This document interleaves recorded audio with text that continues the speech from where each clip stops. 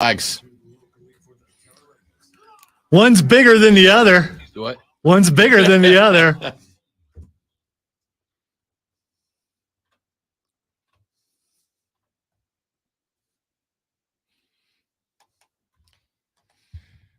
And away we go, ladies and gentlemen, boys and girls, children of all ages. Welcome in. The Rob Brown Show's on your radio. This is the Fan Upstate. How y'all doing, everybody? Happy weekend. The majority of us are here for one day, and then we're back to the R&R tomorrow. Yay. Yeah! Yeah! Yeah! Yeah! Yeah! Yeah! What a day. Let's just do that all day. That's probably the one clip you didn't need, though. You can just point at me and I'll do it. Yeah! Yeah! Here's the problem I have with that. No, not problem. Here's the disappointing part. What? We got new toys, kids. What? We got new toys, kids. What? The problem is... No, we didn't get new toys. We just got the Rob, toys working. it was just there all the time. We Yeah. were made aware that the toys existed. That's it. The only issue we're going to have with that is that you love me. You know I love me some L.A. Knight. Yeah! Yeah! The problem is that Rome's been dropping Yaz for years now. Yeah, but he's and not I'm going to get called a ripoff. He's not using that one though. He's not using that It's one. not going to matter.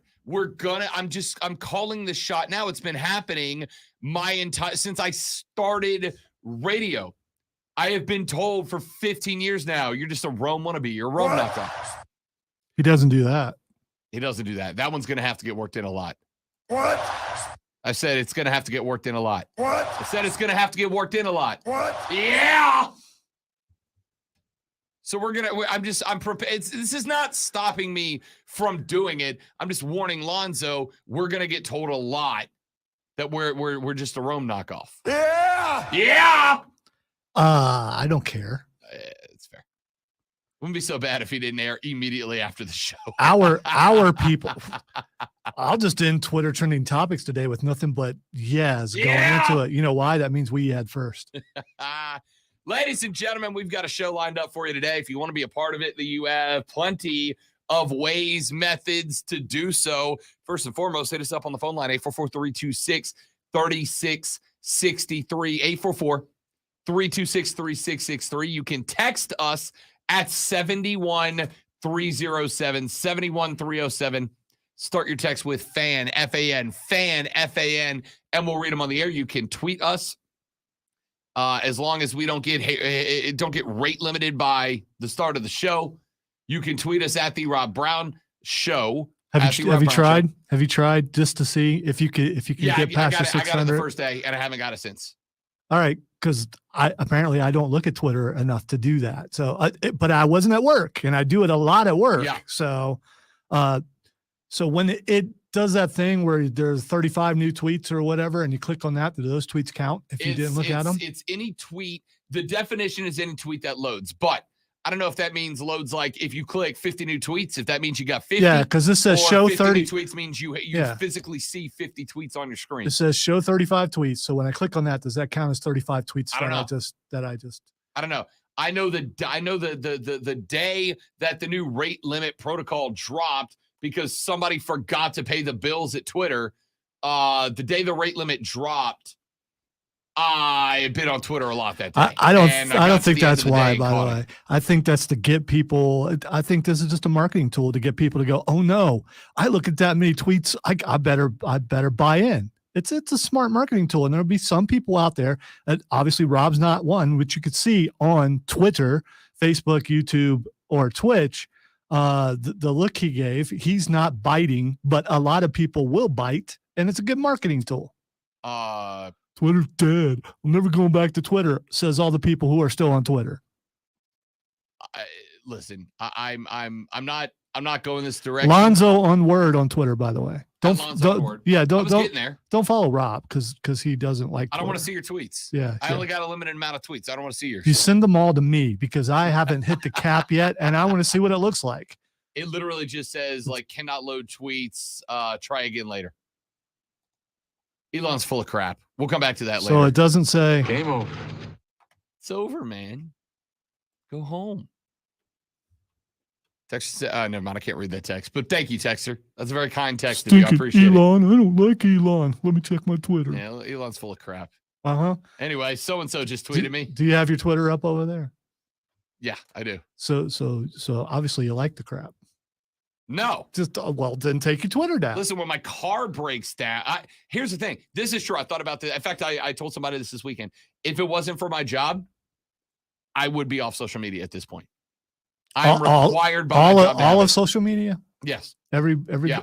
Dude, I hit my breaking point over the weekend. I just want to say, you tweet an awful lot. Do. Even after the limit was reached and you're tired of this crap, you still tweeted a ton.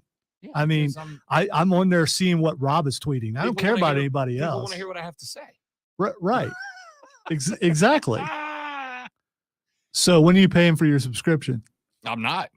If I get 600 tweets a day, I'm going to be done at 11 a.m. When Odyssey decides to hey, if they want to pay for it, no, you should refuse and say no. Twitter is crap. I do not want to be blue check. If they want to pay for it, that's fine. He's not getting my money. If they want to pay for me to have a check mark, they can pay for me to have a check mark. I'm not paying for a check mark. I'm not. I will use it as long as it's free. And when it stops being A, free, or B, useful for the promotion of me in this show, I'm out. I'm out. I can text my friends what's going on at the Rob Brown Show on Twitter. So did you threaten to move to Canada at any point, like a lot of people have? If this happens, I'm moving to Canada because Twitter now. Did you threaten to move to Canada? No. Okay, where would you, if you threatened to move somewhere, where would it be? Australia's on the list. Ireland's on the list. Top two. I think you should threaten to go somewhere where there's no Twitter. It's the internet. It's a series of tubes and cables connecting the world. By the way, I wore a cowboy hat on Bet for the Cycle. Yeah, I saw that. I still haven't stopped getting crap for it. On Twitter, hilariously enough. Ladies and gentlemen, we got a show lined up for you today because it's the only show between now and Wednesday. We're off tomorrow for the 4th of July as we celebrate the birthday of America. Got a big one lined up. I will be at the Greenville Drive game tomorrow. That's how else do you celebrate America but baseball on the 4th of July, man? It's unbeatable. It's unbeatable. You got a hot dog eating contest. We got baseball. We got fireworks to cap out the night. I'm going to go home, drink some bourbon. It's America at its finest. You're not into the hot dog eating contest, are you? No. But you know who is? And it turns out the 2022 champion, Jersey Joe, is in it. And he just texted the show. Cool. The 2022 Greenville hot dog eating champion. Is he laying it down? Is a member of the Armada. He said, Jersey Joe says, how you doing? What? Preparing for the annual Greenville Drive 4th of July hot dog eating contest, coming back to defend my title. Well, Joe. Yeah. I got good news for you, Joe. Yeah. The MC of that contest, What? Joe. Sorry, I got a little. It's all right. I thought we were going with the yes there. Nah, I'm not. Well, that's too much Jim Rome. We're not doing that. Putting my spin on it. What? Yeah. Joe, I will be emceeing that contest. So Rob Brown will have it up close. This is hilarious, by the way. So cat that does the games normally, Corey, great dude, has been doing the games for a couple of years now. And they've worked me in basically as like a, hey, Rob, we'll call you when we need you kind of thing. I got the call on Thursday. They're like, hey, can you work the 4th of July game? I was like, yeah, man, sure. Why not? It's 4th of July. Place is good. Floor field's going to be packed. It's going to be sold out. I'm going to put my big dumb face on the TV out there in center field. Yeah, I'm in. And they go, can you show up a little early? And can you do the hot dog eating contest? Now, that's prestigious. As emceeing goes. Hey, a Rob, 4th of July hot dog eating contest is the tips. It's killing me. I got to interrupt the story because what is on those hot dogs? It's just hot dogs. It's right? a hot dog eating contest. It's a hot dog in a bun. Right. Right. And what do we call it? A hot dog. Right. Okay. All right. Yeah. Continue story. Yeah. I just wanted to confirm that, you know, the Greenville Drive has confirmed that that's a hot dog. If any of you want to fight me, then when you get in the hot dog eating contest, demand chili. And if that's a hot dog, demand chili. Go ahead. Otherwise, it's not a hot dog, right? Exactly. Anyway, they asked me to MC it. I'm like, yeah, sure, no problem. I'll be happy to. But why is Corey not doing it? Because I know he's going to be at the game. Why is he not doing this? And Alex, who you know, looked at me and he goes, he says it grosses him out and makes him want to throw up. And I was like, oh, haha. He goes, no, genuinely, he last year almost vomited on the field. Game over. Yeah, man. So Jersey Joe, I've got to get some spewing sound effects. I got to work on that. I expect greatness, Jersey Joe. I'll be your MC for the 4th of July hot dog eating contest at Fluor Field tomorrow afternoon. I expect greatness, Jersey Joe, because what you don't know that you just did is now you are repping the Rob Brown Show Armada as well as the Jersey Joe brand. Yeah! Yeah! Yeah! You are now carrying the weight of this show, my man. No additional pressure. But if you go back to back and you win this thing, then you better believe on Wednesday's show, first off, I'm going to have you call into the show because you're a local celebrity. And B, I'm absolutely going to brag that a member of the Rob Brown Show Armada is Greenville's hot dog eating champ. There's no higher praise, ladies and gentlemen. Winning the hot dog eating competition is akin to winning boxing's heavyweight championship, dude. You are the best of the best. Can you give me a Rob Brown guarantee on something? That if someone shows up to interrupt the hot dog eating contest to say that's not a hot dog, that you stun them? I would like to make you that guarantee. The problem that I have in making that guarantee, Lonzo, is that somebody's going to do it. Somebody's going to do it. I declare this hot dog eating contest null and void because there's no chili. Here's my question. Do I go full persona non grata and just excommunicate myself from the upstate, Lonzo, by saying on the mic at the Drive game, these not chili dogs, but hot dogs, these hot dogs that are hot dogs without chili, because that would be a chili dog, will be consumed over the next 60 seconds or whatever it is. I think you can be a little more clever with it than being so obvious. So just find another way. The other thing is, are you going to go full on hot dog eating contest dude from Coney Island or wherever? I have an American flag suit jacket that I'll be wearing just for the hot dog. Will you be rapping with our guy who just texted us? You know, like they do on the Coney Island thing. That guy raps with that guy. I'm just okay. All right, I've seen you rap on stage before. Texter just sent me a text that listen, he asked me in different words, are they going to let you eat a few hot dogs after the contest? But he used some slang in it. And I'm terrified, Texter, that you have tried to get me to read something that means something different than, are you going to eat a hot dog or two after the competition? So I'm just going to say, yeah, I'll have a hot dog. So, Jersey Joe is hitting us back just to let us know that not only did he win in 2022, but he also won in 18 and 19. They took a break from it in COVID. I guess Joe did not win in 21, came back, reclaimed the throne won it in 22, and is now coming back for another shot at it in 23. So we've got to respect it. That's an endurance athlete. We've got an and still going on here. Possibly. We do. Yeah. We got some clips to get ready if Joe wins and comes on the show Wednesday. Yeah, we do. I probably should write it down because I'll forget. Just hit him with a Heyman. And still. Can't wait, man. All right, let's get some sports in here, ladies and gentlemen. We got a lot of things to get to, a lot of stuff to talk about on the radio broadcast today. Your MLB All-Stars are out. And when we come back in the next segment, I got asked over the weekend why it was that I'm hammering the MLB All-Star game so hard. And there's two reasons.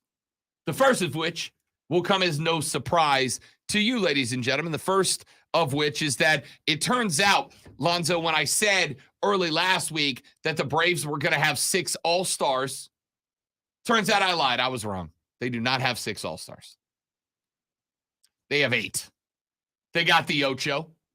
They have 8 All-Stars this year after Spencer Strider and Bryce Elder were both named as NL pitchers as well. The entire infield of the Atlanta Braves are All-Stars. By the way, Strider's mustache, dude. It's good, right? It's good. I can't decide if it's evil or not. I mean, it's somewhere between Tom Selleck and really old school baseball where they had their socks all the way up above their knees.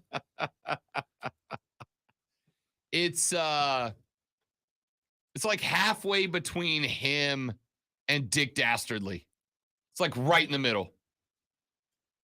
If Spencer Strider keeps throwing the way he's throwing lately, he can wear whatever the hell he wants. I don't care.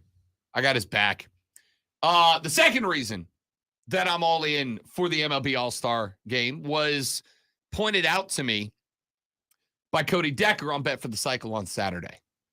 And when we come back, I'm going to tell you what it is. Because he said it and I went, yeah, that's it. You got it. That's exactly why. So we'll talk about that coming up later in the show. We got to get into yesterday's NASCAR race at Chicago. If you didn't tune into that, you missed a bit of chaos. We're going to talk golf later on in the broadcast because in a court case involving Eldrick El Tigre Tiger Woods, a document was found within his records that he claimed to have no knowledge of, but it got a little saucy. I'll tell you what that is later on in the radio broadcast. We got a ton of NBA as free agency is underway. The Hornets have made a couple of moves. We'll tell you what they are. U.S. Soccer got a 6-0 win over Trinidad and Tobago last night. Jesus Ferreira, back-to-back hats for the young man. Does this say anything for U.S. Soccer, or is it just us finally doing against inferior competition what we should have been the whole time? All that more coming up on the Rob Brown Show in the Fan Upstate, y'all. All right, guys, I'm hitting the restroom. I'll be right back, and then we're all set up. Yeah!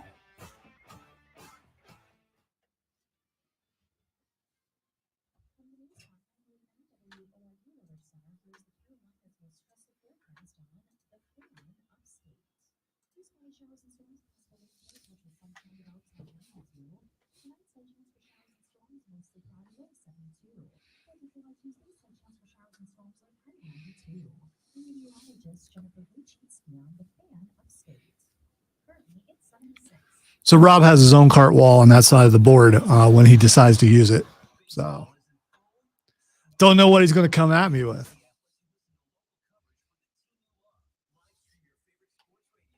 But we're going to be ready to fight when we have to, you know. Anybody else out there reach their Twitter limit? Because I still haven't done that. So I'm trying now. I want to see if it affects my work.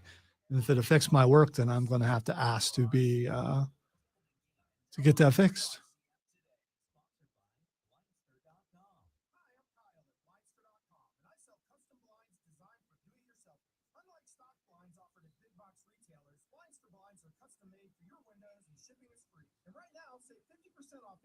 During our July 4th sale, Blindster.com. Mark Ryan tells it like it is. Coming up on a Monday episode of Offsides with Mark Ryan and Diesel, we will predict when Dabo's and Shane Beamer's tenures will end at Clemson and South Carolina, respectively. We've got the Upstate's favorite athlete bracket. We've got Onsides and Offsides. Chris Phillips joins the show on a potentially big Gamecock recruiting month and so much more. Number one for real afternoon sports talk. Wow, I guess so. Well, Rob's not in here. Tag on it.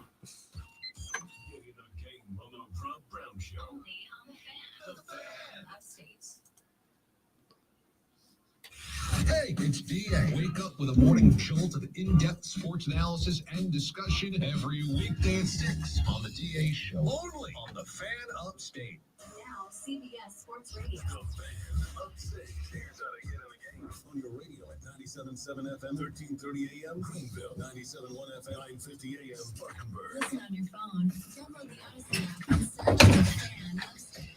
There's a whole lot more to know about sound, but you really want to go into the subject. Vince's mustache is definitively an evil guy mustache. Oh, without a doubt. Spencer's is right on the edge. Paul Skeens is definitively an evil guy mustache.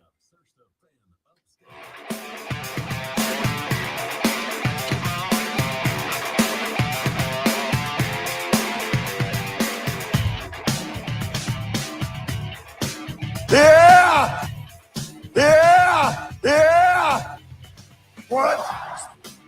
I'm your Huckleberry.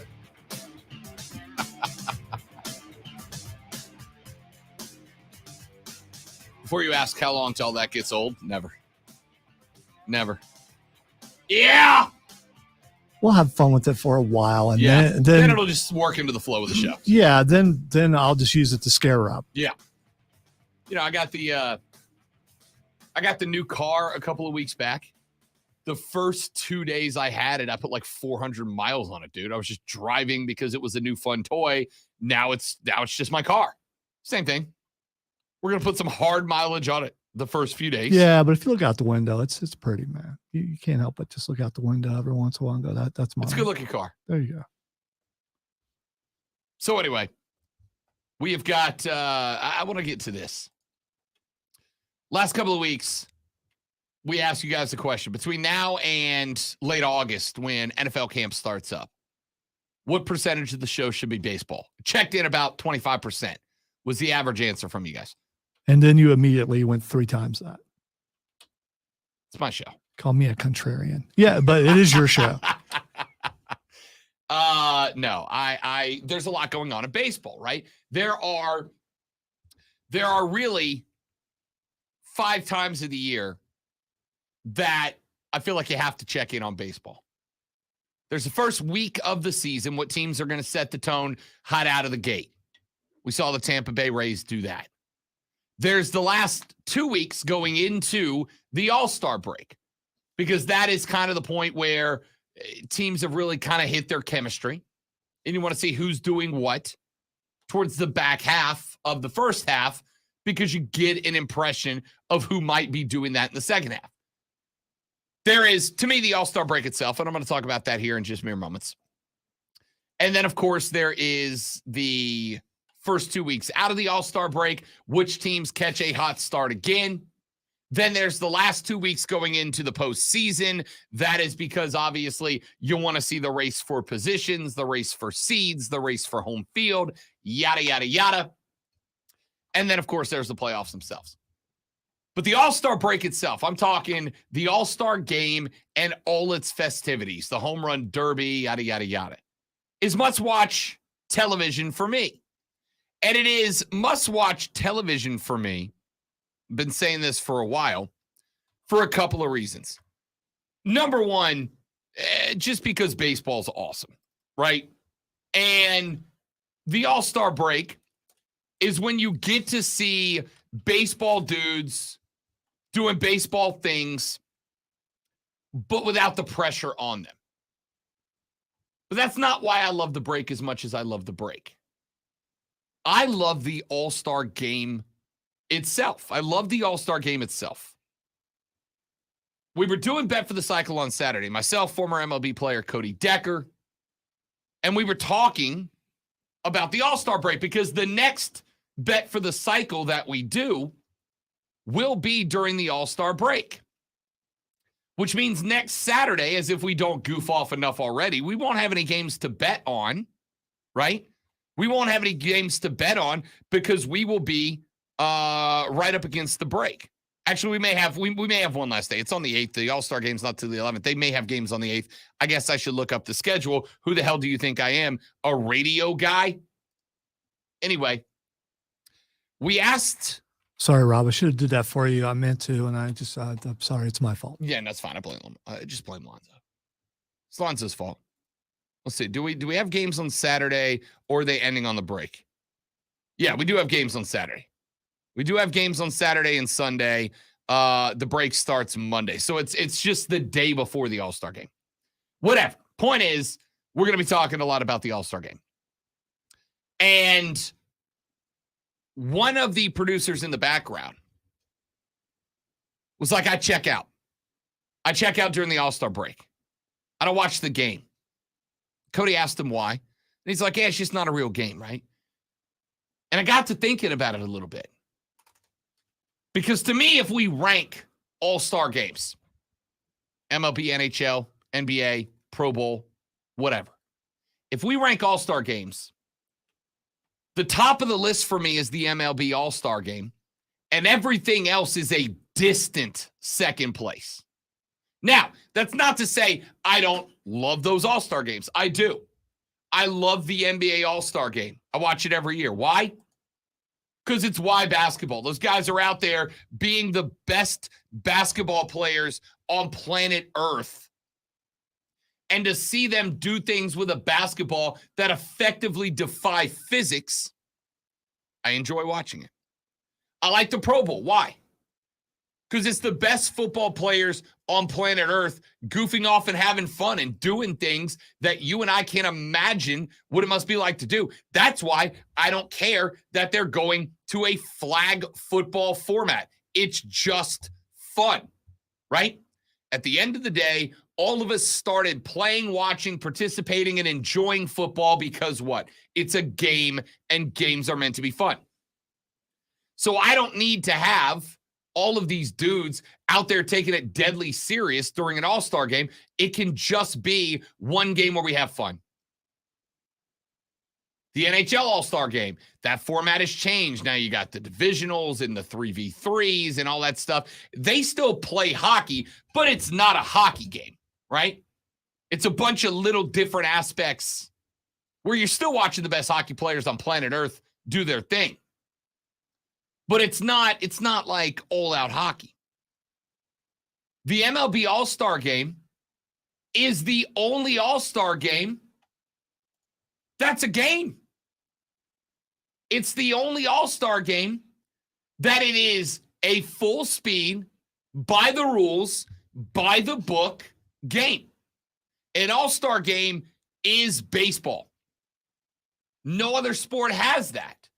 No other sport has an all-star game that is the best athletes in the world at their sport doing their thing. Every other all-star game is just the best athletes doing their thing, but it ain't the game. Baseball's is. And even though you're going to see both teams trot out 9+ pitchers, as opposed to one guy trying to work as deep into a game as possible, every pitcher is going to come out. He's going to face one inning. Every person on the field is going to be subbed in and out multiple times. But it's still the game, right? It's still balls and strikes. It's still guys trying to club. It's still guys nailing the bases. It's still guys laying out trying to turn two. It's baseball. Now, you have fun aspects of it, right? Sure. You probably got guys that are going to be swinging for the fences with a lot more gusto than they might in other situations. But they're still playing baseball. Baseball's all-star game is a showcase of the game, not the players. And I think that is the difference between baseball and all the other all-star games, right? With the other games, it's a showcase of the players. It's a showcase of the athleticism. It's a showcase of the technical skill, the foundations of the game, but not the game itself. When the NBA trots out 5 guys who are all averaging 28+ a game against 5 guys who are going to play, the loosest definition of defensive basketball they can play. That is an opportunity for the 10 guys on the floor at any given moment to showcase themselves. Look at this dunk I can do, which, don't get me wrong, is impressive and incredible. But it's a showcase of the athletes, not basketball. When the Pro Bowl rolls around, it is not a showcase of football. It is an exhibition of the best quarterbacks and wide receivers. Hell, not even really running backs in the game, right? It's an exhibition of the best quarterbacks and wide receivers in the game. And now, with a flag football format, it's going to get even worse. Again, I'm still going to watch it. I'm still enthralled watching a wide receiver climb the ladder to make a one-handed grab down the sideline, even if he's not wearing pads, is still impressive as hell. And I'm all in for it. It's fun, but it's not an exhibition of the game. Major League Baseball's All-Star game is the only All-Star game that is an exhibition of the game. When the entire infield of the Atlanta Braves is out there, when Ozzie Albies is out there, when Matt Olson is out there, when Sean Murphy's out there. Those guys are not out there to show off how great of a shortstop, second baseman, Austin Riley at third, Matt Olson at first, Sean behind the dish, Spencer on the bump. These cats are not out there to showcase what they are as baseball players. Hey, everybody, look at how hard I hit. Look at how fast I throw. Look at how fast I run. Those guys are out there to win the game. The American League's won, 10 straight at this point? You don't think the guys on this NL roster, as good as this roster is this year, aren't coming to try to rectify that? How do you rectify that? How do you stop the AL from winning another one? You got to play better baseball, right? It is the only All-Star game, in my ever so humble yet frequently correct opinion, that is a showcase of the game, not the athletes, as opposed to all the others that are a showcase of the athletes, not the game. The closest exception is the NHL, but because the NHL does not want to subject those guys to the injuries that you can sustain in a full 5-on-5 hockey game, they trot them out there in shorter shifts for shorter games with less guys on the ice. Therefore, there's less contact. It's an exhibition of the players. Baseball is the damn game, and I love it. Are you shocked that there are any All-Star games left? I mean, look at what the NFL did last year with the flag football game. And that whole thing was actually fairly entertaining what they did. But the NBA All-Star game is going to stick around forever because it's a weekend-long party from what it looks like. The NBA All-Star game is not going anywhere for exactly what you just said. The players get the opportunity to treat it as a party. Do ratings have anything to do with whether an All-Star game sticks around or not? To some degree, I think the ratings more have an impact on the format of the game, right? Because television's going to do whatever television can do to make it compelling, to make it must watch, to make it where you and I go, we got to tune in for this, right? Does that mean that the NBA All-Star game is ever going to go back to being actual basketball? No, because you also have the players in, right? You got to have the players in on this. The NBA players do not want to take their break to then, in my opinion, my guess, I guess, speculation, the NBA players don't want to take their break to then go back out there and play a full physical basketball game. So you get guys laying down on defense. It's more about guys launching Jays from half court in the timeline, throwing down gnarly dunks, bro. That's what that's about. And the ratings for the NBA All-Star game have remained somewhat consistent, so they're fine with where it is.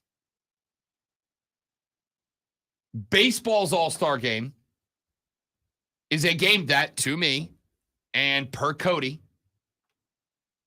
is a game that the players show up to play baseball and win. Now, they obviously have the advantage of baseball not being as physically demanding on the body as, say, a full basketball game or a full hockey game, right? Unless you're a pitcher, the game is not as demanding of you. But they still want to, they are out there to win. They play to win the game. And that's why that game's great, because it is the one All-Star game that, regardless of how we feel about it as fans, regardless of how the television networks feel, regardless of how any of it works out, at the end of the day, the game is the game. It's not an exhibition of the players. It's not a showcase of the players. The ratings are fine. They're not taking a tumble or a huge boost every year. And for the stuff that you want to do that baseball fans want to tune in and see baseball players do ridiculous stuff, you got the home run derby for that, right? Which, by the way, we're now up to 5 players. Pete Alonso is in. Vladdy Guerrero Jr. is in. Who else decided that they're in? As a non-baseball fan, it's not like I hate baseball. I'm just not into it. Sure. I always try to tune in for the home run derby. The home run derby's fun, right? Just to see who's smart enough to pace themselves, because there's always seems to be that guy that comes out and just kills it. Then they get tired. Yep. Because they forget under this format they got to keep going. And it's hard to judge, right? Because especially if you're at first. What's the number? If you go out there and you slug 26 and you wear yourself out, and then the guy behind you hits 3, it's like, dude, I could have pulled off. Anyway, Pete Alonso is in. We know that Vlad Guerrero Jr. is in. Mookie Betts is in. Randy Arozarena is in. And Julio Rodriguez, the only non-all-star on the list, is in, but they wanted a Seattle guy in, so that fits. The All-Star game is led by the Derby. The Derby is where you get your fun, right? I'm a big Derby guy. There's no chance I'm missing it. I'm a big Derby guy. That's where the fun comes in. That's where the parts of the show come in. That's where the entertainment aspect is. But on the 11th at 7 p.m. or whatever it is, when we go first pitch, NL versus AL, it's going to be great because it's baseball. So for those of you that have asked me, why is it that Rob Brown is hammering this All-Star game so hard? Why has he brought it up so much? Reason number 1 is because my team's better than yours and are more represented than anybody else with 8 All-Stars. A quarter of the roster for the National League is Atlanta Braves. Turns out, so you get a lot more excited about the Super Bowl when the Chiefs are in it, don't you? Well, yeah, there's that. So I've been getting excited a lot lately. Yeah. So, Turns out you have a lot more fun with the All-Star game when a quarter of the roster is your team. When your whole infield is on the team.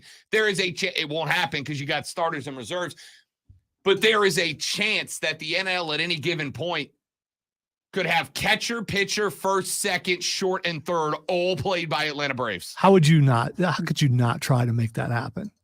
Well, you can't because you got starters who have to start, and then the other guys made the reserve list. Now, well, the starter comes out, plays 1 inning, and the other guys are still in there, and you bring those. Can you bring reserves in and then bring the starters back? No. Once you guy's out of the game, is out of the game. Okay. They do play it by baseball rules. But what you can do, because most of the way, you got 3 at every position. Most of the time, it's starter plays 3, reserve plays 3, last reserve plays 3. I might tell the NL guys, hey, some of y'all are catching 2 innings because the Braves that start are playing 4 innings and the reserves are coming in the 4th. So I can have it all Braves infield. But I'm also a Braves fan. So just to make it look cool, not to make them Yep. tired, as we talked about the other day. Yep. I mean, if I'm that guy, I'm making it to where they're out there a lot longer than anybody else. Yep. So that being said, I talk about the All-Star game, not just because the Braves make up 25% of the All-Star roster on the NL side, but I talk about the MLB All-Star game because the MLB All-Star game is the only All-Star game that is an actual game. It's the sport at its finest. And I'm all in for it. Let's take a break. When we come back in just a minute, Chicago yesterday hosted a NASCAR race. And y'all, if you did not watch it, you missed chaos. Beautiful, organized, orchestrated chaos. And it was incredible. We'll talk about that and a whole lot more. My name is Rob Brown, the great one. Lonzo's on the 1s and 2s. Ladies and gentlemen, you're listening to the Rob Brown Show. You're listening to the Fan Upstate.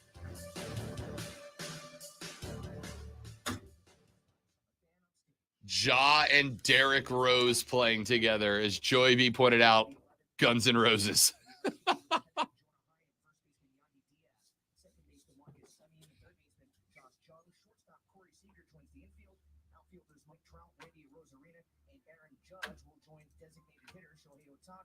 In the National League is catcher Sean Murphy, first baseman Freddie Freeman, second baseman Julio Reyes, third baseman Nolan Arenado, shortstop Orlando Arcia.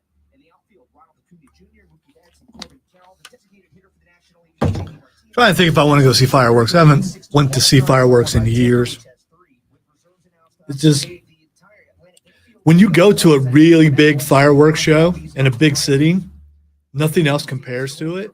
And it just, I don't know. I don't know if I'm the only one who has that problem. But being jam-packed with like 1 million other people in downtown Columbus for that, and then seeing the fireworks here is not the same. I'm guessing it's probably the same if you see the fireworks display in New York or someplace like that, and then you go to a smaller place. I mean, New Year's in New Orleans one year and saw their fireworks display, and it's just like, that's incredible. Right. Let me just watch it on TV and turn the volume up and then hope all the yahoos around me don't catch the woods on fire. The yahoos. Look out, boy. It's too late.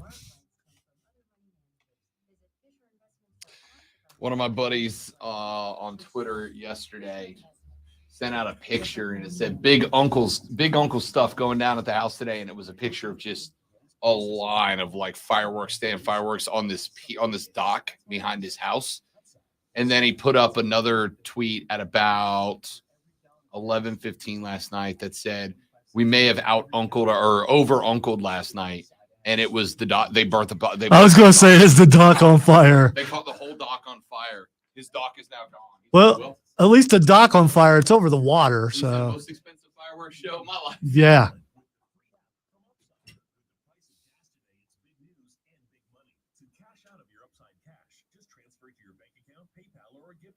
Upside users have already earned over $200 million. Now it's your turn. Download the free Upside app and get cash back. Didn't get a lot of sleep last night, so I just now got what the Guns N' Roses thing is, Joe. I'm blaming it on lack of sleep. I just got the Guns N' Roses thing. But I got it without explanation. It just took me a while. It's like John Morant. Oh, okay.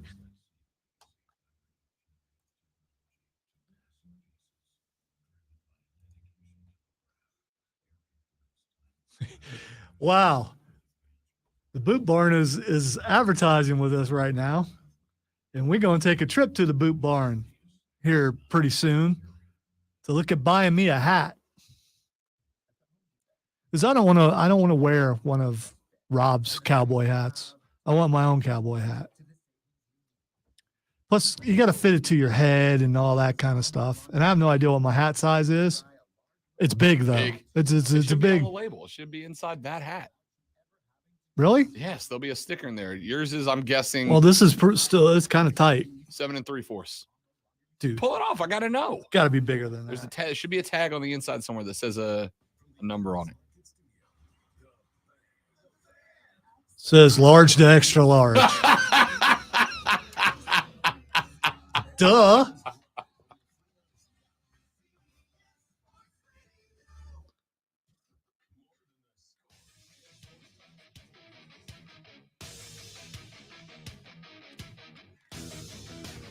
I'm just surprised it says large to XL and not XL to question mark, Lonzo. Yeah, so am I. Didn't you see the shock look on my face? Yeah. Yeah, that was shock. So we if you missed the announcement last Friday, not one of the local shows, but both of the local shows here on the Fan Upstate, we swept the awards for Best Sports Talk Radio Show of the Year. The only question left is it Offsides with Mark Ryan and Diesel, the Rob Brown Show with Rob and Lonzo, that takes home gold and silver? But we have swept the podium this year.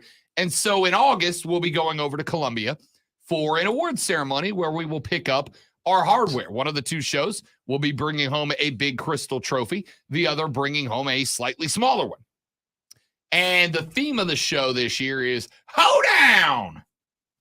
So Lonzo is finally going to have his life changed by acquiring a cowboy hat. He said during the break, I don't know what my hat size is, though, right?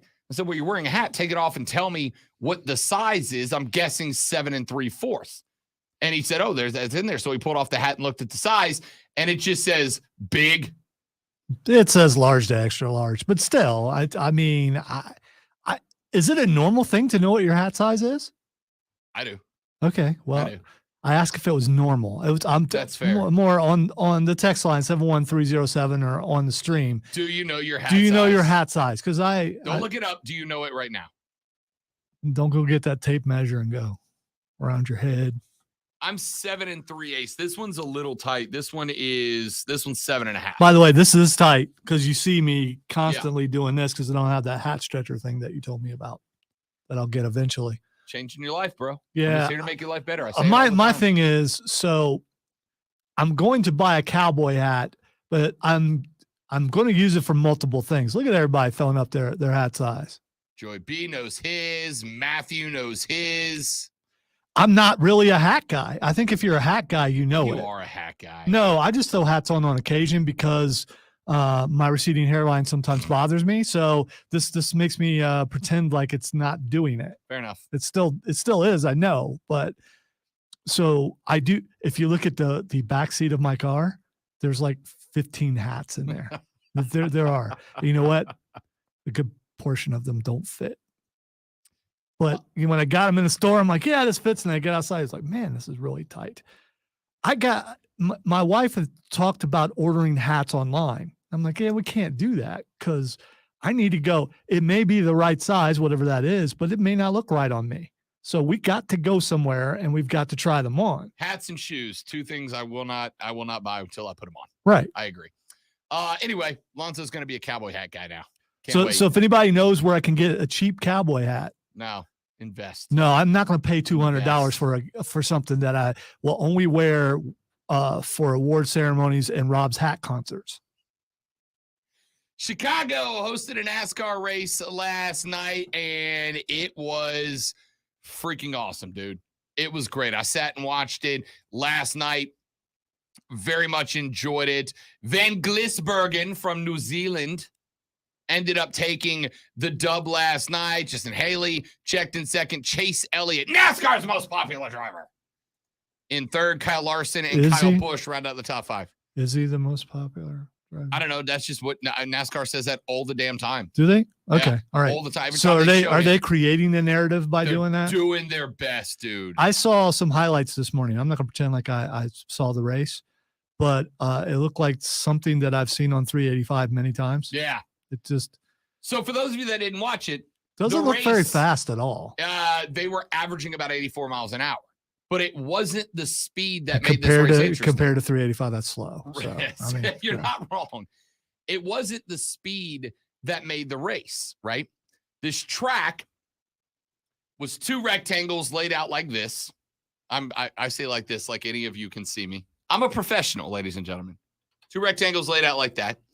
The longest straightaways were about a quarter of a mile long. So it basically looked like, the cheaper racetracks you get as a kid. It like kind the of Hot Wheels? No, the electric racetracks. It looked like that set up to me. I don't think they do those anymore, Alonzo. They do. They still do. Really? Yes. All right. I don't know what the nephew's getting for Christmas then. They have electric ones and they have battery ones. You really didn't think they still made those? No. Because you're looking at me like I didn't think they had those anymore. You gave me the old man look. You know, that's what you just did. You gave me the old man look. I think this is one of the few times I can recall you giving me that. That's exactly what it was. I was like, yeah, it was. Lonzo. And I recognize it. They still make the electric Because that's the same racetracks? disdain you have in your eyes when you're talking about old people. And then you just gave it to me. It hurt, man. It hurt. I'll be daggone. They sure do. How about that? But you don't have kids or like them, so you wouldn't know. You wouldn't know that they still make those. They sure do. Get one for like $50. That's awesome. Well, know what the nephew's getting for Christmas. They He's even probably have listening. I probably just spoiled it. They have little cheap ones like right around No. Christmas. No, I'm just saying. Oh, gotcha. I'm surprised you haven't seen them No, when I'm you're not. out Christmas shopping. So this race was it was kind of like that. It was 2 rectangles, where with one straightaway between them. They had one kind of curved section at the bottom. Other than that, it was basically largely, with one exception, 90-degree turns and short straightaways.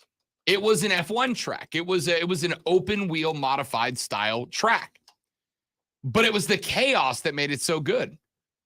We were on the second turn of lap 1.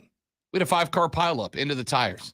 Kyle Busch lost his brakes coming through, ended up spearing his car into a stack of tires set up as a barrier.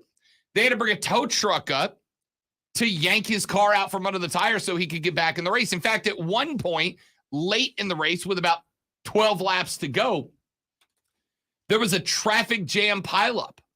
2 guys missed the brakes, weren't able to turn the car in time. Cars started stacking up, hitting into each other coming out of the turn.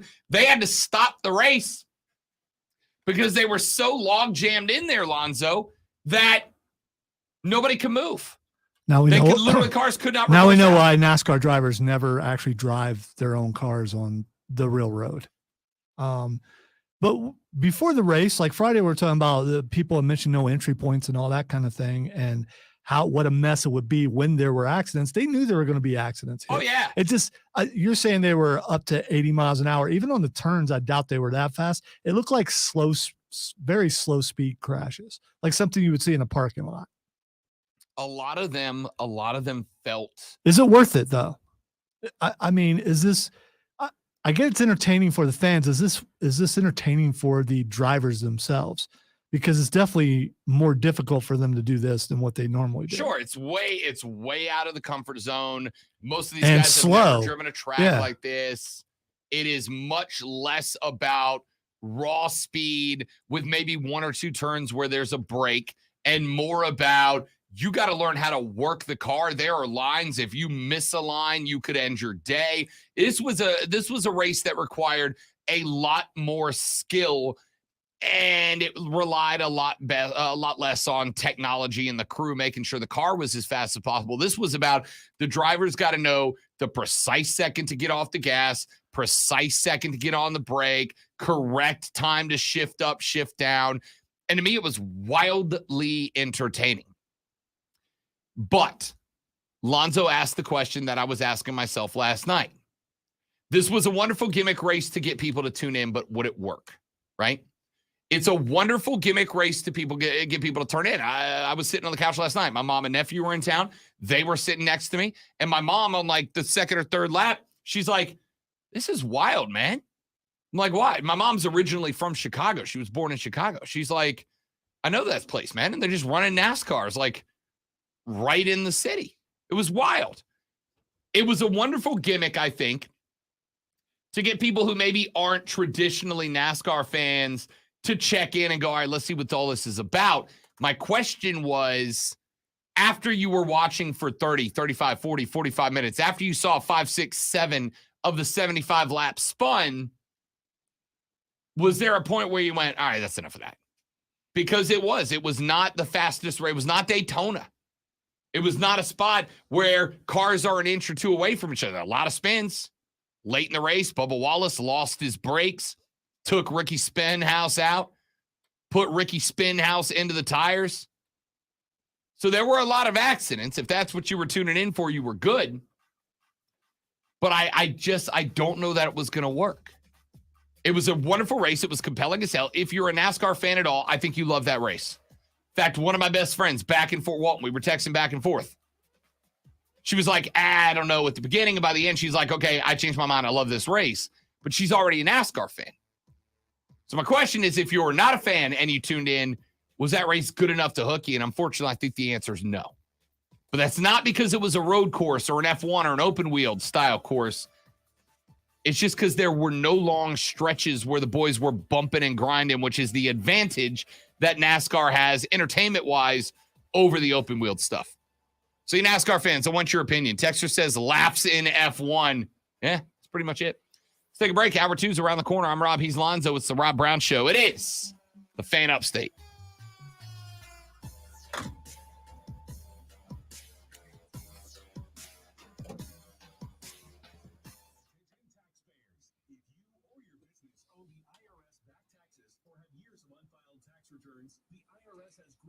So we looked it up. Apparently, even Tractor Supply has cowboy hats. Heck yeah, they do. You never been to a Tractor Supply? Yes. They got everything, baby. Overalls, wading boots, cowboy hats.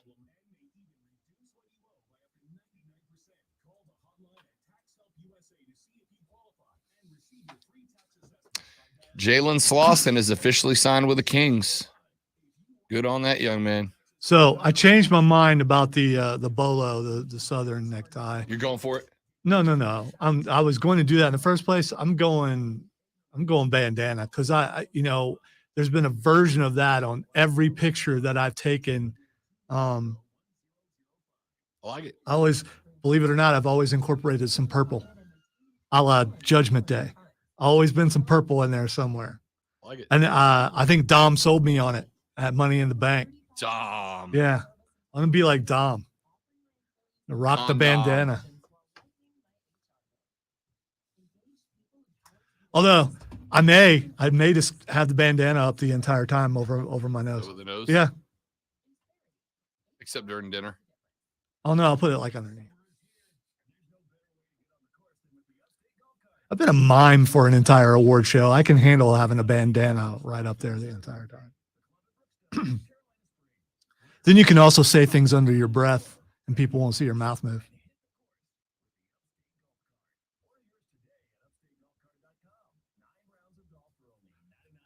Can't do that, Josh, because I want to wear the hat. I want to try the hat on. I want to go to where there are hat experts who can tell me that looks good on you. And I want to look in their eyes and see if I can tell if they're lying or not. I get you trying to make the sale, dude, but I'm just ready for Cowboy Hat Lonzo. It's gonna be great. Best night of the year. By the way, I'm going to rock the hat because I rock every outfit. And it won't be the first hat that I've worn to the Star Awards. Wore a top hat before. Was accused of looking somewhere between Big and Rich and Clockwork Orange.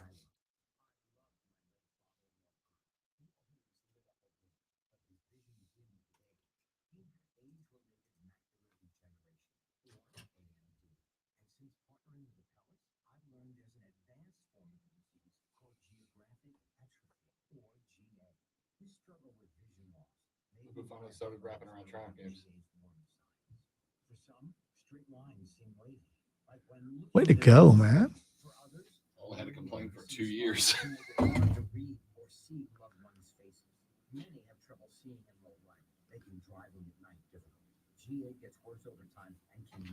Some other show must have already met their budget. So it's just like, yeah, you know what?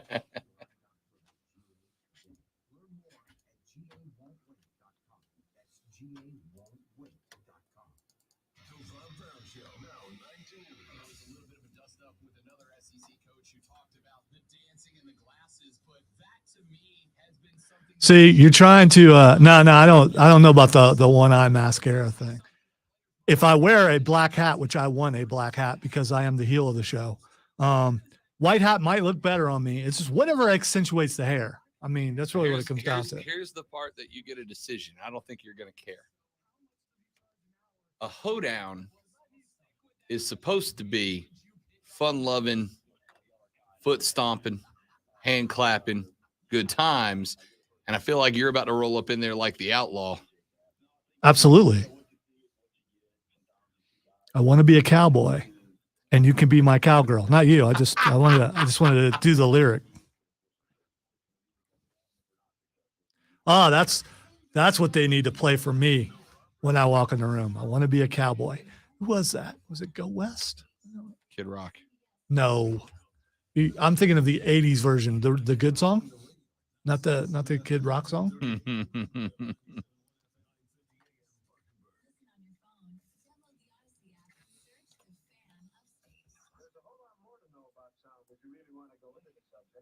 You've really never heard that song before? I want to be a cowboy, and you can be my cowgirl.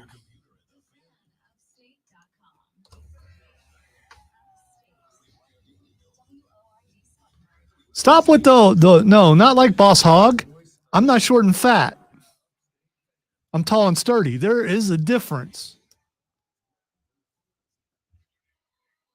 Gable's in first break. And Boss Hog had that The 10 gallon. 10 gallon. I can't.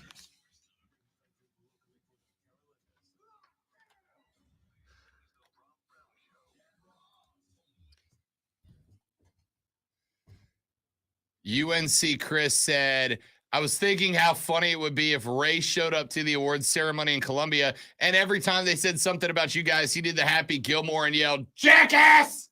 every time. I'm here for it. That would be awesome. I would laugh. Maybe if you pay Mark Ryan enough money, he might do it. He might do it. Texas said, you guys need to wear the orange and blue tuxes like they did in Dumb and Dumber. I get the joke. Lonzo doesn't. He's never seen it. He refuses to watch it. By the way, I've seen clips and I know what they're talking about, but this is a hoedown, okay? It's not a tux down. A tux down. Or whatever. This is not a black tie affair, okay? Ladies and gentlemen, hour numero dos. What is happening? Hour numero dos. Because you were thinking blame it all on my roots. I showed up in boots because we're not. I don't know how I know that, but anyway, so everyone knows that. Yeah, I don't think everyone knows that. He is so passe. People have no idea who that guy is today. Hour numero dos. He had like a rock album or something, didn't he? Chris Gaines did. There we go. Not Garth. Those are different people. Garth, like with me always is Garth. Bro. We got a lot to get into, ladies and gentlemen, as we get hour number 2 of the show. If you did not pay attention to it last week, and I don't know how you wouldn't, because if it showed up in your 600 tweets that you're allowed, you know at the end of last week that ESPN had themselves a day towards the end of last week. Fire sale. Everything must go, go, go. Yeah. Suzy Colbert is out after 28 years with the 4-letter. Jeff Van Gundy, arguably the best part of ESPN's NBA coverage, is out. Max Kellerman is out. Keyshawn Johnson is out. Jalen Rose is out. Matt Hasselbeck and Steve Young are out. Maybe the one that surprised me the most, Todd McShay, is out.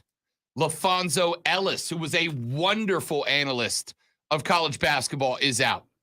Ashley Brewer is a Sports Center anchor. Should I say was a Sports Center anchor? She is out. Another one that blew my mind because of the amount of screen time they gave him, Lonzo, David Pollock. The former Georgia Bulldog is out. That one got me because other than Pat McAfee, I think Pollock is the best guy on there.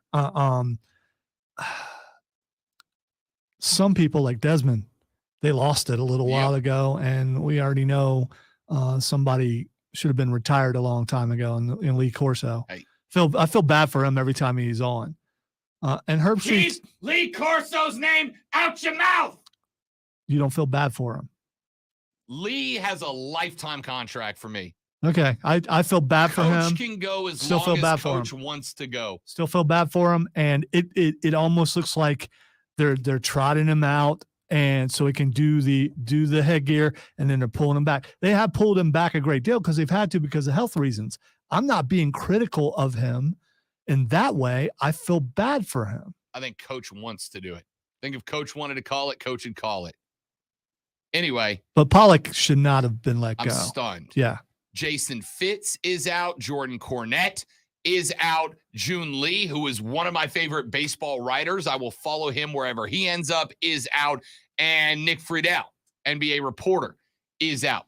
They cut more than 20 names from their on-air list out of the loop. And they did so under the guise of, we need to keep some money in the pot to be able to continue to pay our production staff. Our production staff has not been keeping up monetarily with our on-air staff. And it's an interesting spot because this has nothing to do with people not tuning into the product. It has nothing to do with possibly that in some cases, like the morning show, which did not work. Nope. There's some other things that did not work. And then they find things like Suzy Colbert on on Countdown did not work. It wasn't as good. It wasn't as fluid as other ones. Even Boomer, even though he got way old, way too fast, but he was better as leading the thing than she was. I think so. I'll start with, and I don't want to necessarily go down the path of breaking down any in particular individuals. I thought Susie Colbert was great. Susie Colbert, sorry. I think Susie Colbert was great.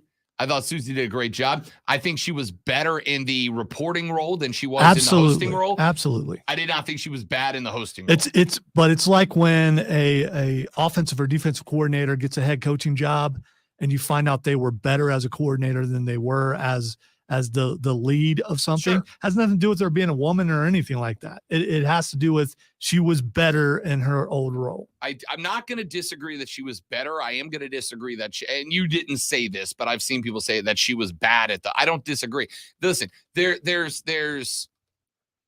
two. I didn't watch it because there are other shows that were better than that. And I don't know if it was because of her or the other people on the panel, but there were other shows better. There's really two types of ways that you can host a show like that. The first is you're a setup guy. That's been Max Kellerman the whole time, right?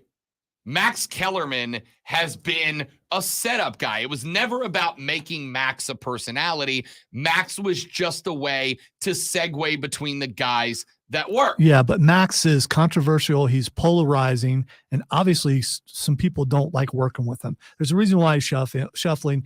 For the longest time, he could not keep politics out of it. And to the point where every time it's like, dude, just talk. You don't need to do all that. Why are you doing that? So I would tune to something else. Sure.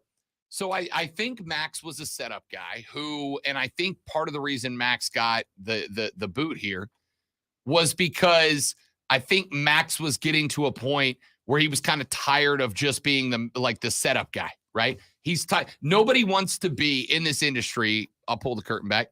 Nobody wants to be the guy whose job is to read the cue card and shut up and let the other guys host, let the other guys get all the screen time. You want to engage in the competition. Lonzo, what percentage of guys would you say that you have hired or worked around to be a producer? They didn't want to be a producer. They wanted to be a host. Everybody thinks that this is the gateway, which it can be. It absolutely can be. And then there are some of us that are like, yeah, you know what? I'm okay with doing both. I don't need to be that guy unless. Sure, but you'll be happy to be both because at that point you still have a face. I also will be fine sitting over here and just pushing buttons. Let me rephrase that. How many guys that you have hired for this role over your career, if you told them the job's yours, there's no microphone on your side of the board, how many of them would have stayed? 20%, 25%? Probably zero. Yeah. Probably zero. Yeah. If you told them from the beginning, there is no path through production to on the air, the majority of them are gone, right? And for the record, I would have been in that group. So I think Kellerman kind of got to that point where he started putting his stuff out there because he didn't just want to be the guy who reads the cue cards and then goes off cam. He wanted to be an active participant. See, I hate to be opposite of you because you and I are a lot more alike than people think on a lot of things. But I've never liked Kellerman. Politics aside, I've never liked him. Maybe it's because he's a pretty boy. I don't know. Maybe I'm jealous. But I've never thought he was as good as he thinks he is. He's one of those guys who thinks that he's the guy, he's the stuff, he's the whatever you want to say, and he's never quite made it to that. And I don't think it's because he's been held back, because he's been given plenty of opportunities. And when you get an opportunity, you steal the spotlight if you can. And he's had those chances.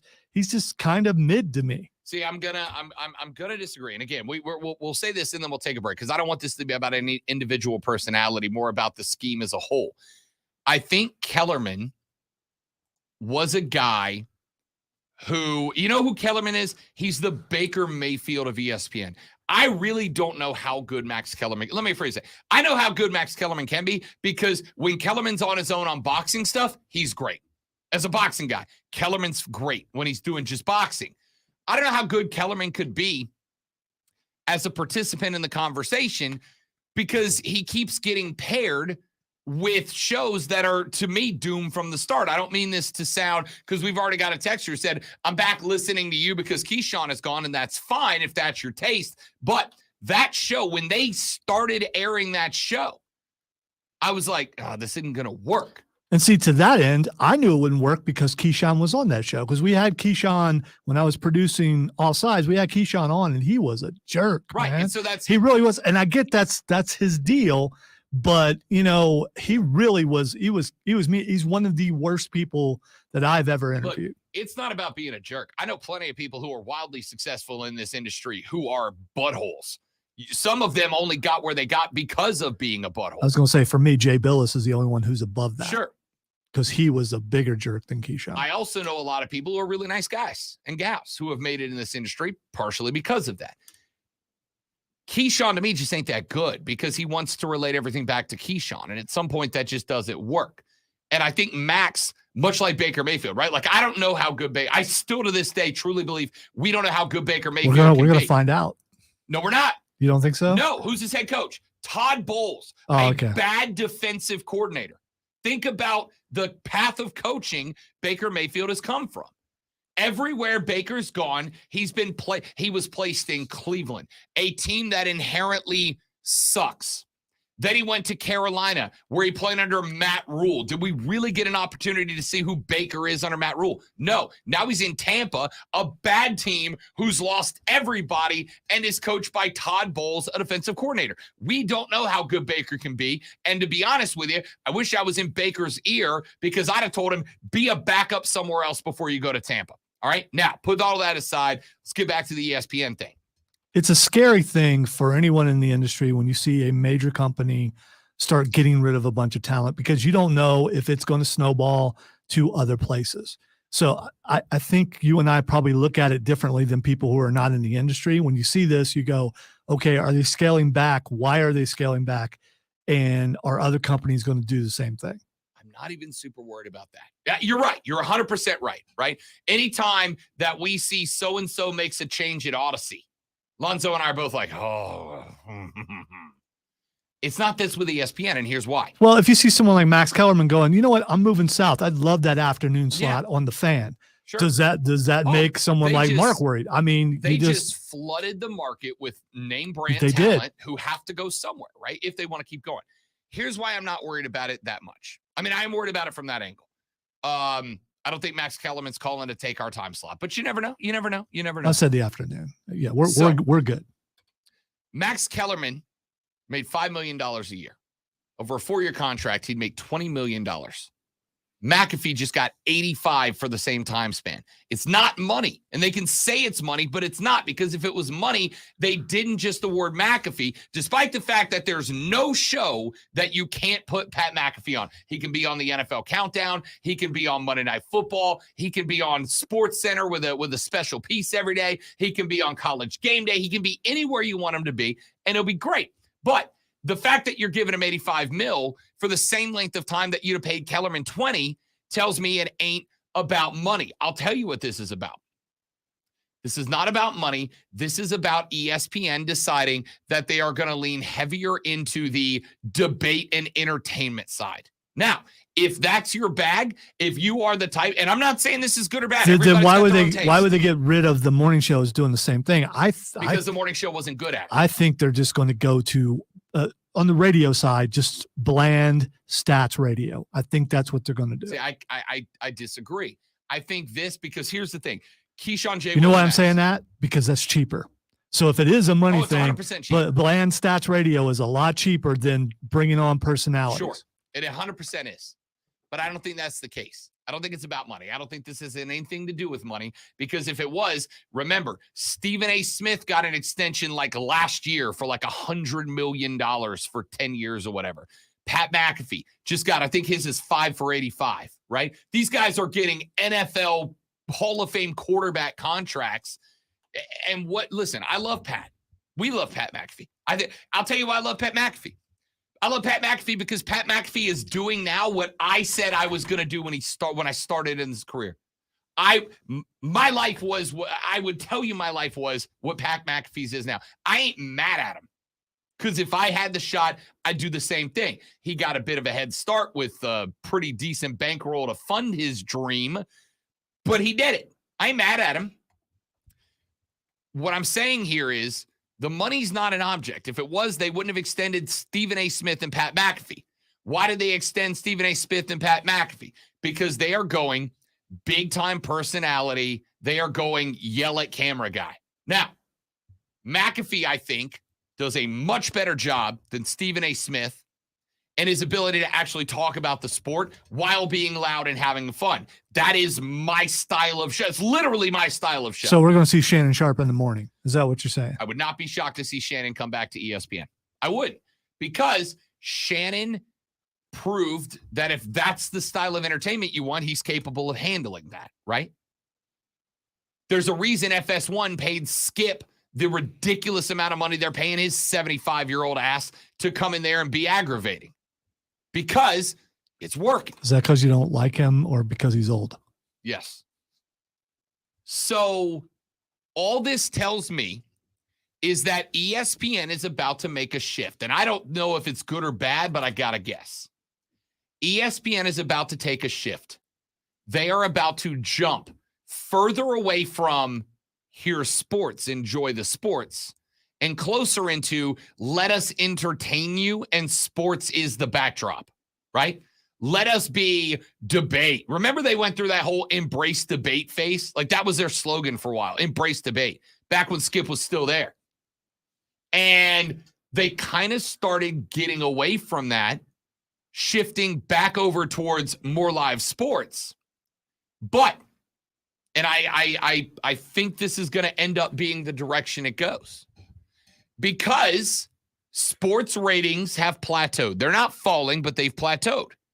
And I think that they have plateaued predominantly because there's so many options and so much availability. I sat last night while the NASCAR race was on. I had a baseball game on my tablet, a baseball game on my phone, and a baseball game on my laptop. I had 3 baseball games going. So that means the only registered rating from my house last night was on the NASCAR race. But I was watching 3 games. So the ratings have plateaued. And ESPN's going to look and go, okay, there's no more money to be made here by showing actual sports. So let's start moving it towards personalities. Let's start moving it to, now, I'm not even saying that's bad. Hell, I rely on that for an income. I got this job not because I'm the smartest football dude you know. I got this job because I'm loud and I have a personality. At least I think I do. The bosses do. They sign the paycheck. That's why I get paid. I'm not against it. I can say you're at least half right. Correct. The other is opinion. That's fair. The direction here is, even though people are not watching less sports, it registers that way. They're starting to move away from that. And when you're getting rid of Susie Colbert, who again chopped her teeth as a reporter, as somebody who went to the sideline to find out what was happening, why it's happening, how it's happening, when it's happening, and who made the decision for it to happen, which is what she did. When you drop her, but you put up McAfee, again, I love McAfee. I love McAfee's show. I love everything he does. But you're giving me effectively a 3-hour studio show, and you are costing me LaFonso Ellis, who was a wonderful analyst. You're costing me Jeff Van Gundy, who was probably the best NBA thing they had going. Now, I'll tell you the move. I'll save ESPN, move JJ Redick into that spot, but we'll come back to that later. You're losing David Pollack. Pollack did the game day feature stuff, but how did Pollack do it? This is what's happening with the team, right? When I turn on game day, I know this is going to I'm going to go ahead and make myself sound like the bad guy, Lonzo. Say hello to the bad guy. I got to get that. I'll get that. When I tune in on game day, right, I am fine with like 5 minutes an hour dedicated to, the local eating scene on the town. Here's everybody in this town's favorite restaurant, and here's their favorite sandwich. All right, can we get back to football? Come on, when they bring out all the food at the end, don't you wish you were sitting fine. there? I do. Like I said, 5 minutes of that, no problem. I am fine with the occasional feature segment. But when I tune into game day and they're running 14-minute features on the groundskeeper's dog's veterinarian who passed early. I'm like, what are we doing here? Can we get some football? Pollock kept it focused on the game, kept it focused on football. And who did they let go? David Pollock. Did they let go of, who was it you were complaining a second ago? Desmond. Has nothing to do with where he went to school. He's thrown stuff out there lately, and you're like, what? First off, Desmond has said a lot of dumb things. That's what I mean. Yeah, I'll just say it bold. Desmond said a lot of dumb things, which means he's trying to do what? Get attention. Now, again, it works to some degree. Look at who just got fired. Pollock did. A guy that did not seem to be that guy. He's the one who got let go. But what it looks like to me in this case is we would rather have the guy who yells wrong things loudly than the guy who actually breaks down football correctly. Well, in Desmond's defense, he's been there a lot longer. So maybe it's a matter of seniority because they added McAfee. They had to get rid of somebody. Susie Colbert No, was there for 28 years. I'm just talking about on game understand. day. I'm just I'm talking about on saying game day. seniority very clearly in this case, unless you want to just break it down to that one show. Seniority didn't have much to do with it. Yeah, I was 'cause just if so, doing the Kellerman show. and Colbert were still there. I was just doing the one show. I'm Fair talking about enough. on the one show, it was starting to get crowded. See, I don't think that's it. I think you've got Desmond, who is very clearly willing to be loudly wrong in order to get people to go, what the hell is Desmond talking about? And it works. You're bringing I'm assuming McAfee's going into Pollock's spot on the show. Well, he was on game day. Right. That's one of the reasons why But he I left suspect wrestling. he's taking Pollock's chair. Like, he is now that guy. He's now Pollock's guy. I think he had already done that. You got Chris Fowler, who's the Max Kellerman of that show, but he's very good at it. It's not Fowler. Not Fowler. Reese Davis. Yeah. I can do this. Well, Fowler was on there for a really Yeah. long time, so I can see why. You got So it's another black-haired guy. yeah, you got It is- Reese yeah, yeah. Davis. You got Kirk. Kirk Herbstreit's not going anywhere, especially when they're using him as their number one football voice. And what else? Right? You've got McAfee joining to be. Here's my problem. McAfee and Desmond are just going to be yelling at each other. But they didn't. If you watched it last year, they did not. Right. And I credit here's that to what Pollock. here's what McAfee is there for, to inject some excitement into that show, because he works the crowd like he did when he was on Sure. SmackDown. He does all that kind of stuff.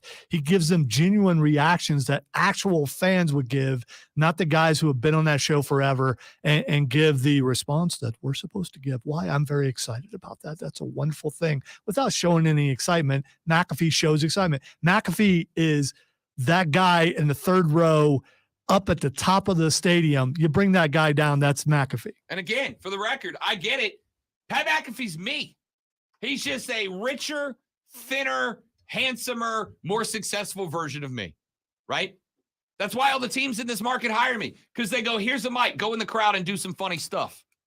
And that works. I'm not against that. Yeah! Yeah. What I am saying here is that prepare yourselves, because I think you're about to see a shift. I think, and Trey just made a great point on the stream at facebook.com/thefanupstate. ESPN is about to do with sports what MTV did years ago for music. When I was a kid, MTV, you tuned it on. What did you get? Music videos, around the clock, music video, music video, music video. Now what do you get? Jersey Shore, Teen Mom, a bunch of garbage, dude. A bunch of garbage. But hey, I guess at the end of the day, it's up for you guys to tune into what you want to tune into and not to tune into what you don't. It just cost Susie Colbert her job. No worries. All right, what are you saying on this whole ESPN thing? What do you think's happening? Back after this on the Rob Brown Show in the Fan Upstate. Gables. All right, guys, got a live read right here. Y'all stay right there. We'll be right back.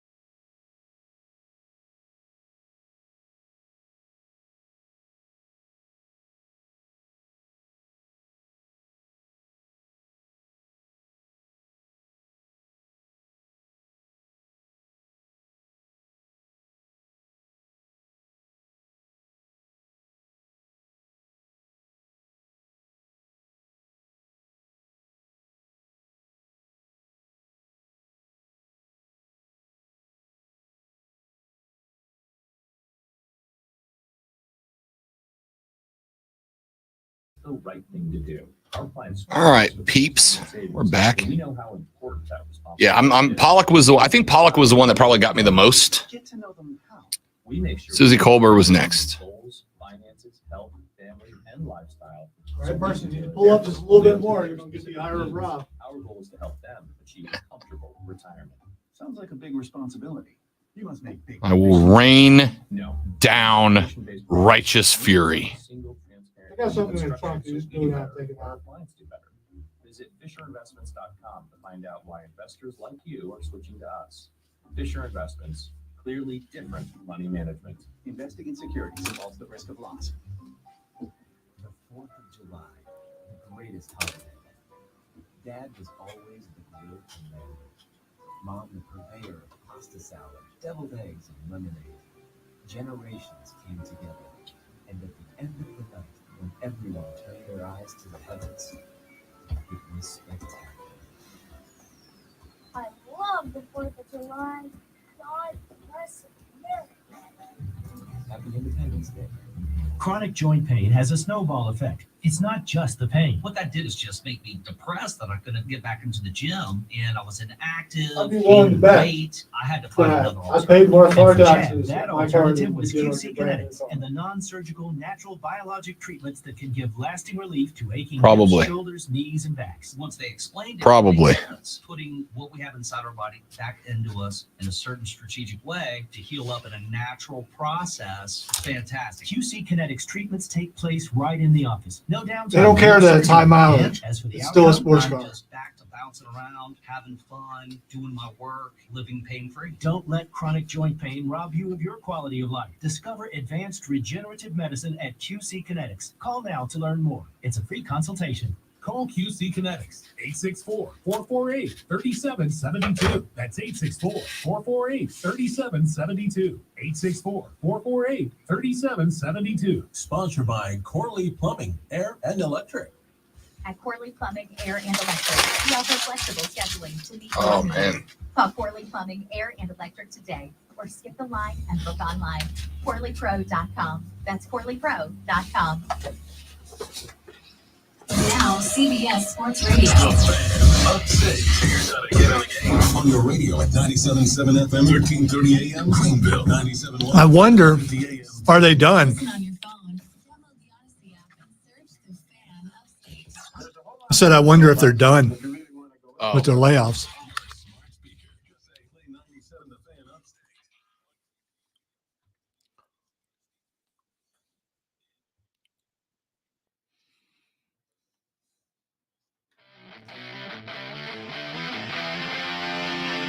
All right, let me talk NBA for just a minute as the NBA free agency kicked into action at the tail end of last week. We have already seen some moves happening. Ladies and gentlemen, as if the New Orleans Pelicans weren't dangerous enough, Lonzo, the man in the mask, Cody Zeller, has now joined the ranks.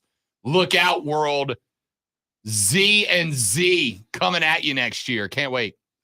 Anyway, Damian Lillard has been with the Portland Trailblazers for 11 seasons. And for 11 seasons, that team has just refused to build a championship contender around him, which is ridiculous.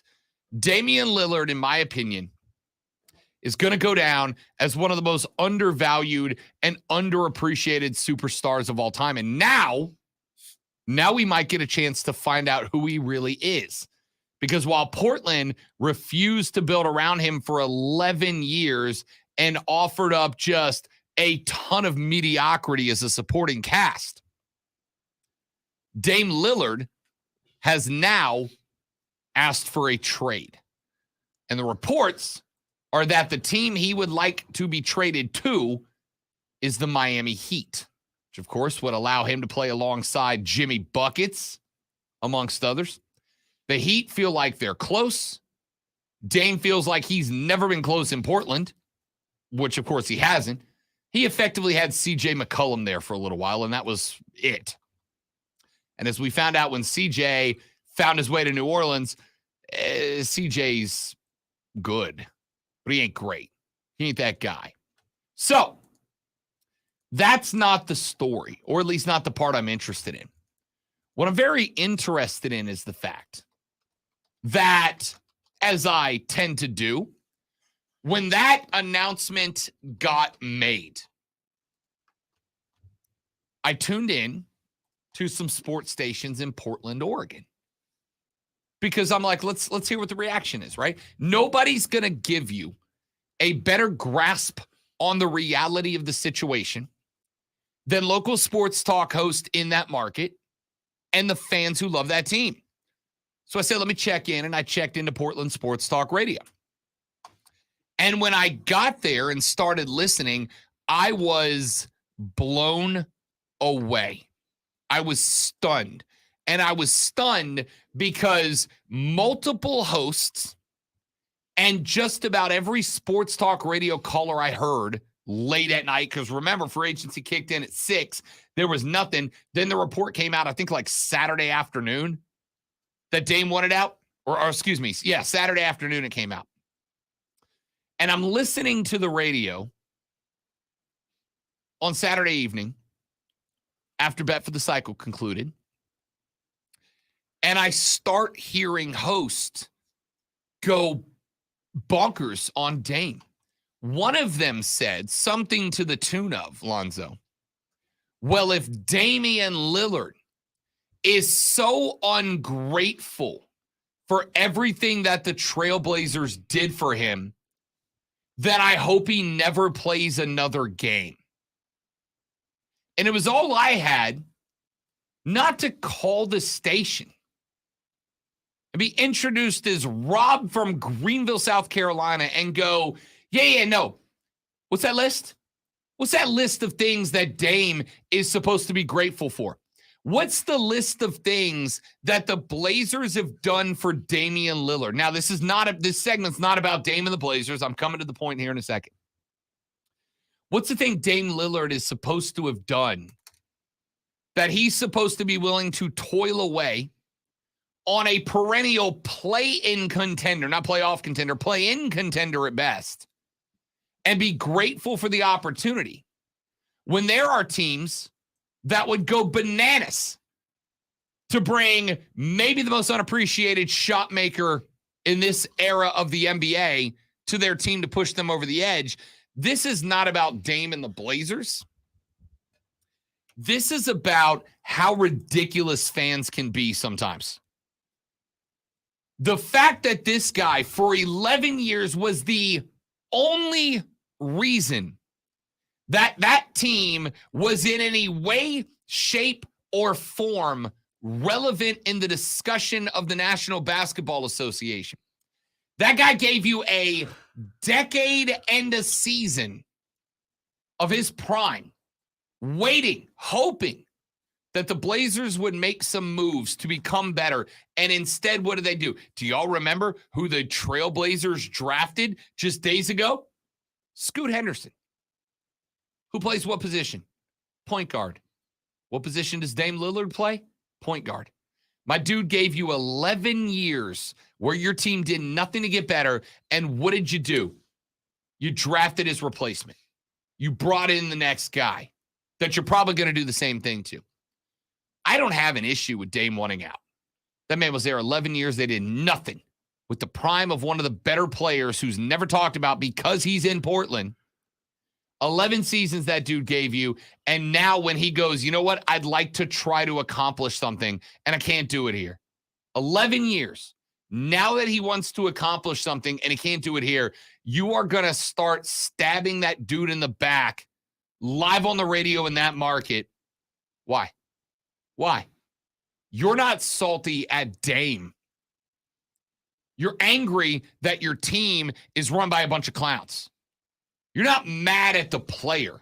Who's the best guy on that team? Scoot Henderson, probably. No, I mean, is Dame Lillard not the best guy on that team? Yes. So, of course, you're going to get mad that he wants to go somewhere else because now your team, mediocre or whatever it is now much worse because he's wanting to leave. So why not be mad at him? Because he just is making your team worse. Dame Lillard, Anthony Simmons, Shadon Sharp, Jeremy Grant, and Yusuf Nurkic. That's your starting 5. And you had to look it up. Yeah. So, I mean, that's the thing. The best player no longer wants to be there anymore. It's like when your girl says, I no longer want to be with you anymore. Right, but here's the thing. It's the same sort of thing. Correct. You put your passion, all your heart into your fandom, and then there's the guy that you've been cheering for a long time who says, I don't want you anymore. Right. Here's the thing. If your girl leaves you and you're mad at your girl, right? But then you look around and it turns out your house is a mess. You don't have a car. You don't have a job, right? You don't take care of yourself. You shower once a week. Dude, it's your fault, right? Like you can look at her and go, you broke my heart. And maybe she did.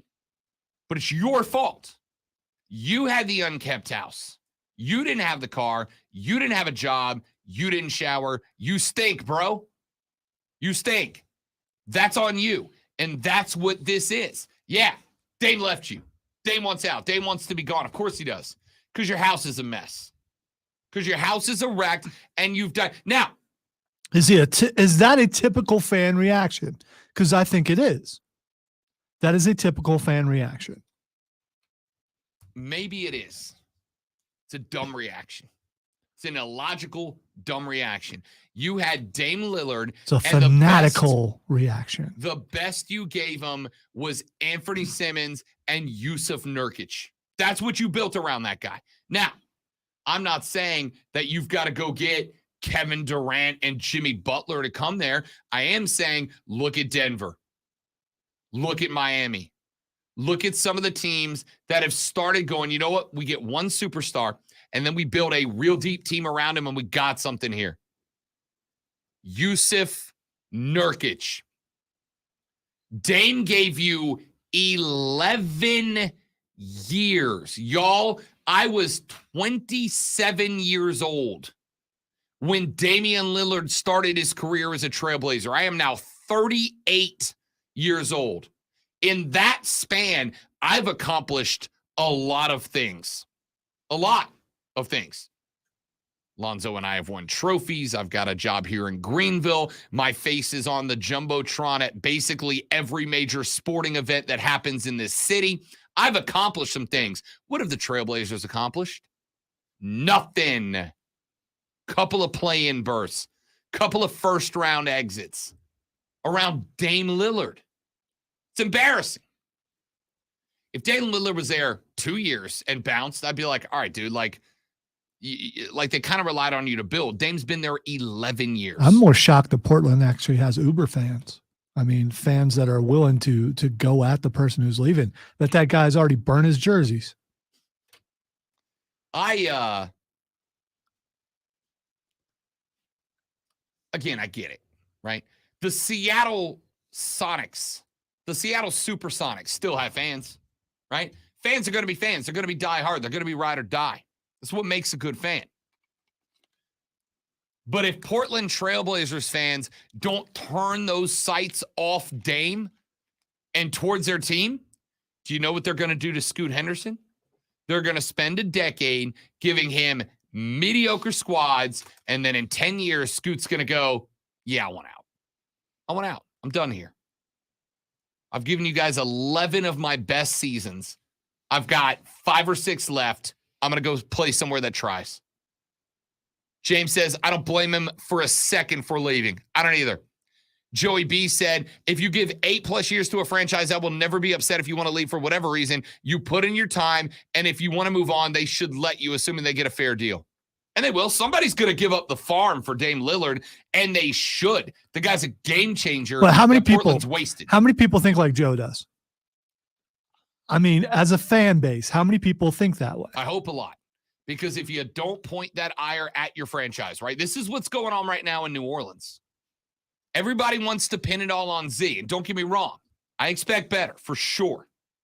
But you're starting to see Pelly fans calling out Gail Benson, the ownership, and the mismanagement of the team, and going, dude, like, we'd rather you go than run your team like this. And it's cost the Pellys money. Get it right or get gone. And I point the cannons at the Blazers, not Dame.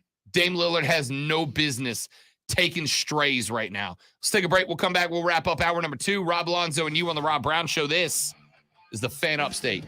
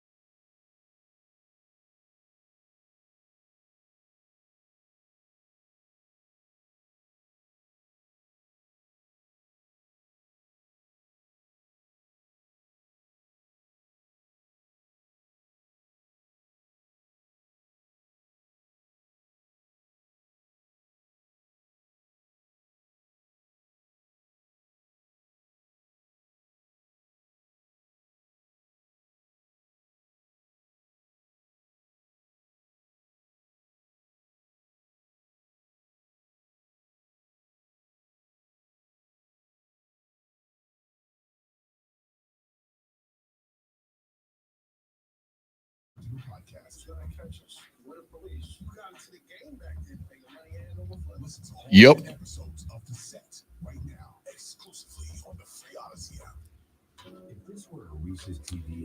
We have more Jeopardy host drama. No. Yep. Ken Jennings is coming back to replace Mia Bialik for 3 weeks because the studio has received an extraordinary number of complaints about her hosting. She's got the charisma of a wet blanket.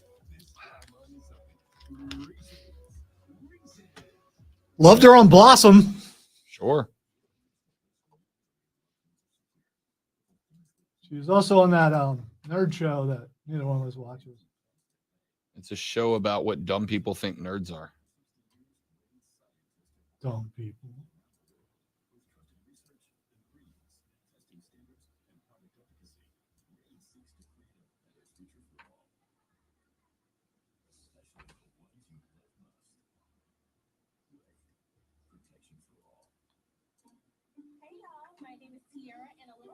Hey, y'all.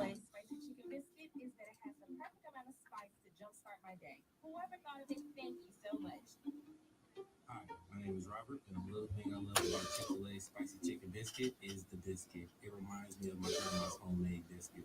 It's always buttery and savory. Then you add the spices. Sports Flag. Chick-fil-A app today. Real Chick-fil-A guests pay for their testimonials. Sports Flag. Tag on that. Kelly Blue Book is the one-stop shop for pricing, Rachel. selling, and instant cash offer. Instant cash offer is exactly what it sounds like. An official offer to buy or trade your car. Just enter your VIN or license plate. Answer a few questions about your car's history and what kind of condition it's in. In minutes, you'll receive an offer to sell or trade your car that you can be sure Should be is fake. interesting all the way Then around. choose a dealer to purchase your car and schedule a time to meet. For all of the it's, KBB.com. From the Ingles Market Studio. They screwed up. 97.7 FM Greenville. 97.1 FM Spartanburg. From the Free Odyssey app. CBS Sports Radio. Getting a game on the Rob Brown Show.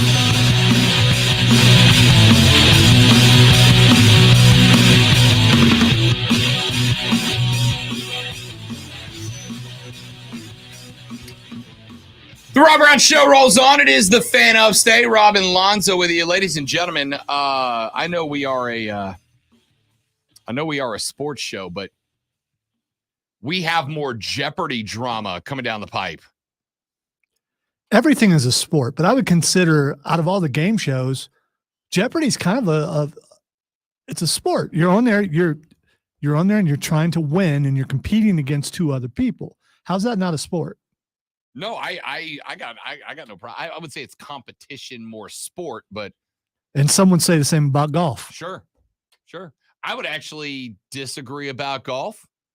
I think sport requires physical input, physical effort, body movement, kinetics, etc. So you don't consider esports sports? No, I consider that a competition. I'd say it's a competition, but I could 100%, as someone who plays games, understand the argument that it's a sport. I don't, let me put it this way. Nobody's ever said esport and had me go, well, actually, it's a competition. All right. I'm fine with it being called a sport. Mayim Bialik, who, of course, you all remember from her role on Blossom, took over as the host, but not without after Alec Trebek passed away. R.I.P. the GOAT. After Alec passed away, there was a lot of competition, right? We had Aaron Rodgers popping in there for a little while. Ken Jennings, a fan favorite champ, was doing it for a while. LeVar Burton, Reading Rainbow, showed up for a little while. And in what was one of my favorite pieces of television drama, the executive producer of the show plugged himself in as a host for a couple of weeks. He's like, I'll do it. I got this. Which is hilarious to me. Producers as hosts. I love it. Come on. Who the hell does he think he is? Who do they think they are? You call somebody executive one time and all of a sudden, high and mighty. Anyway. Glad I don't have that name on my door. Mayim Bialik ended up being named the pseudo permanent host. Because whenever Mayim Bialik had to step away for whatever reason, they would call Ken Jennings in as the reserve. Sure. We all have our fill-ins when we got to take some time, and that's fine. Mayim Bialik stepped away during the writer's strike a couple of weeks ago. They brought in Ken. Well, Bialik came back, and after Ken got another run, the studio that produces Jeopardy got a torrent of complaints about Mayim Bialik. So they're going back to Ken now. Now they're going back to Ken Jennings, and it's interesting because Bialik was brought in. Bialik, for those of you that don't pay attention to pop culture, is a PhD in, what was it, like brain science? She's literally a brain surgeon, basically.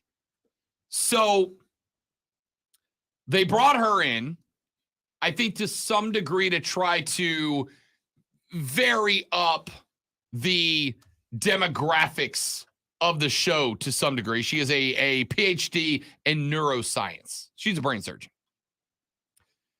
And it backfired because most Jeopardy viewers wanted Ken Jennings in there.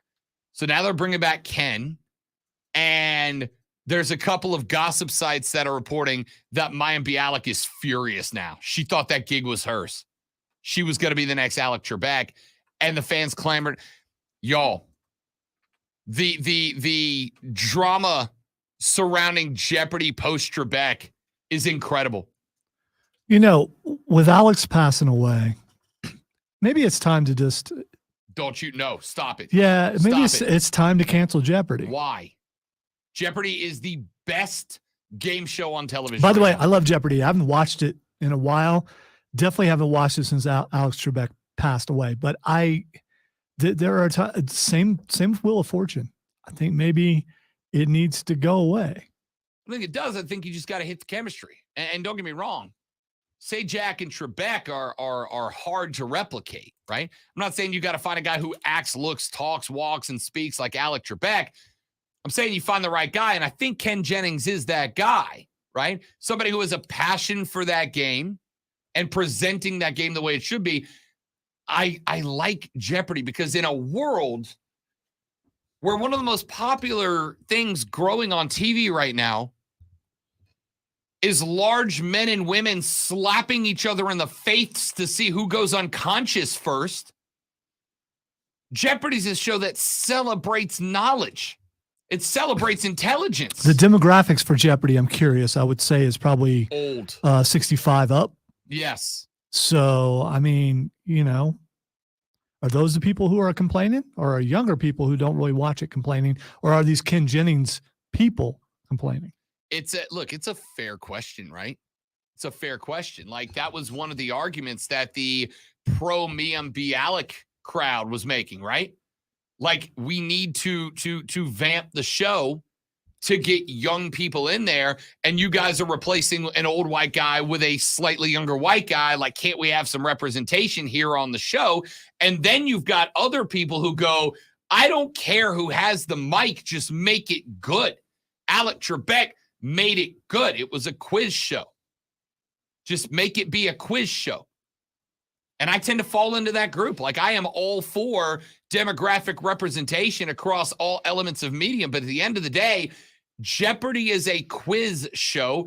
I need a guy behind the podium that's got a little personality and a lot of ability to drive the show. And that's Ken, not me, and Bialik. Well, so I look at like Price is Right. I think they found the right guy with Drew Carey, right? Yeah, I'd say so. So maybe they need to do a little more of bringing some more people in. I know they went through that for a long period of time and they settled on those two and went back and forth. I think eventually Aaron Rodgers is going to be the best bet.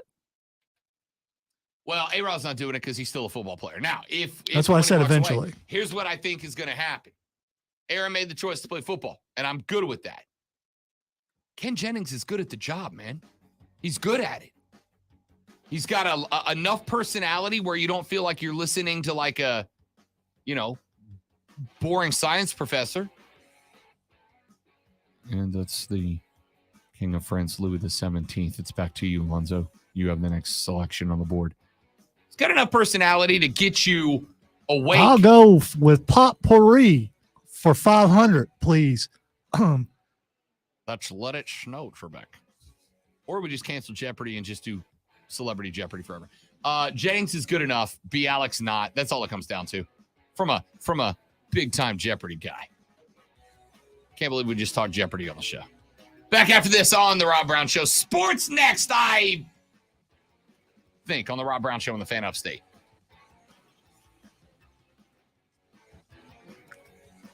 Really wish you quit apologizing, because unless you're told, hey, stop doing that, then you're doing what you're supposed to be doing on the show. I mean, stop saying you're sorry and just do it, man. Take some elderly advice.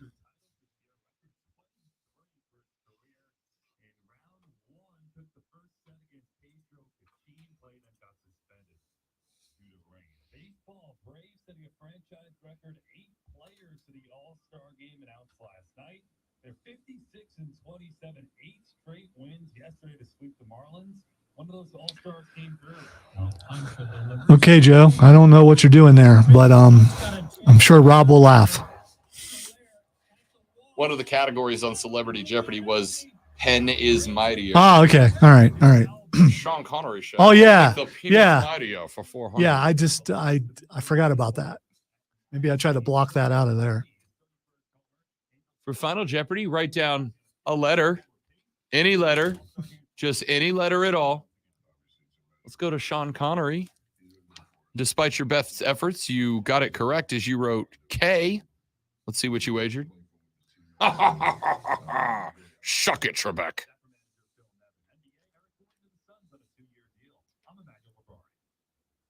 It shouldn't have been as funny as it was. That skit was. I mean, it shouldn't have been, because it was incredible, so. It was so something. Celebrity Jeopardy was just. It was. First off, you had to have perfect chemistry between Hartman and Farrell. Well, I love the Burt Reynolds is here. Where'd you come from? And you wrote Ferguson. And Tom Hanks is stuck in a plastic bag or whatever it was. Yes. McConaughey, did you record a soliloquy to play? So good.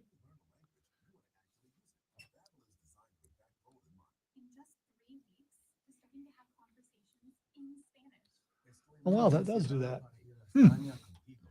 We should stop that too.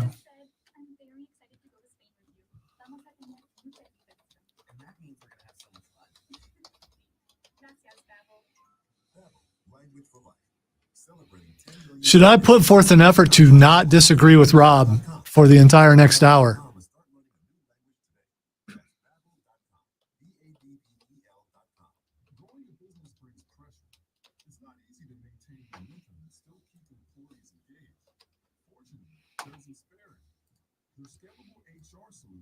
It probably would require some effort on my part.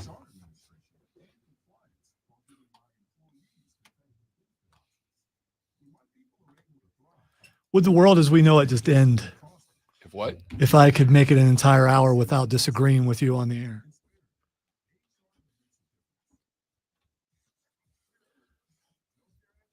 Don't want to be borderline debate show. Wouldn't want to do that because, you know.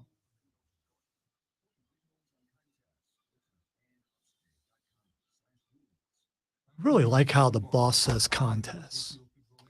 Hope he's listening right now.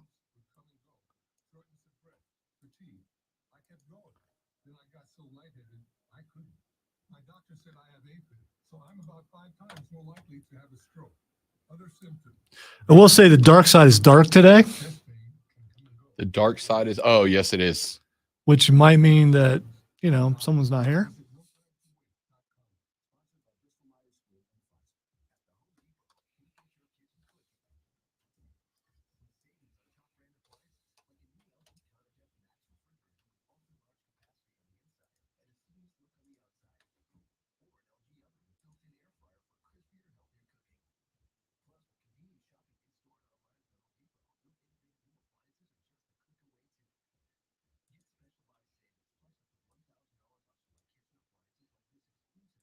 So, what age is it okay to lose your filter and just tell people what you think? Because I've heard there's a certain age when that happens.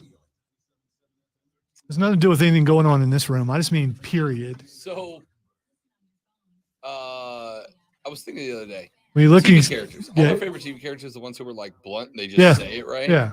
And the thing is, I think to be able to be that kind of person and be liked, you have to be on TV. Like, that's not real life, right? Like, we all know one guy that's like that, but like half your friends hate that guy. That's true. And they don't know why you keep So that guy around. It's not, I don't think it's about an age. It's just, when do you hit the point in your life when you stop caring if someone likes you or not? Like, you have to be able to not care if someone hates you.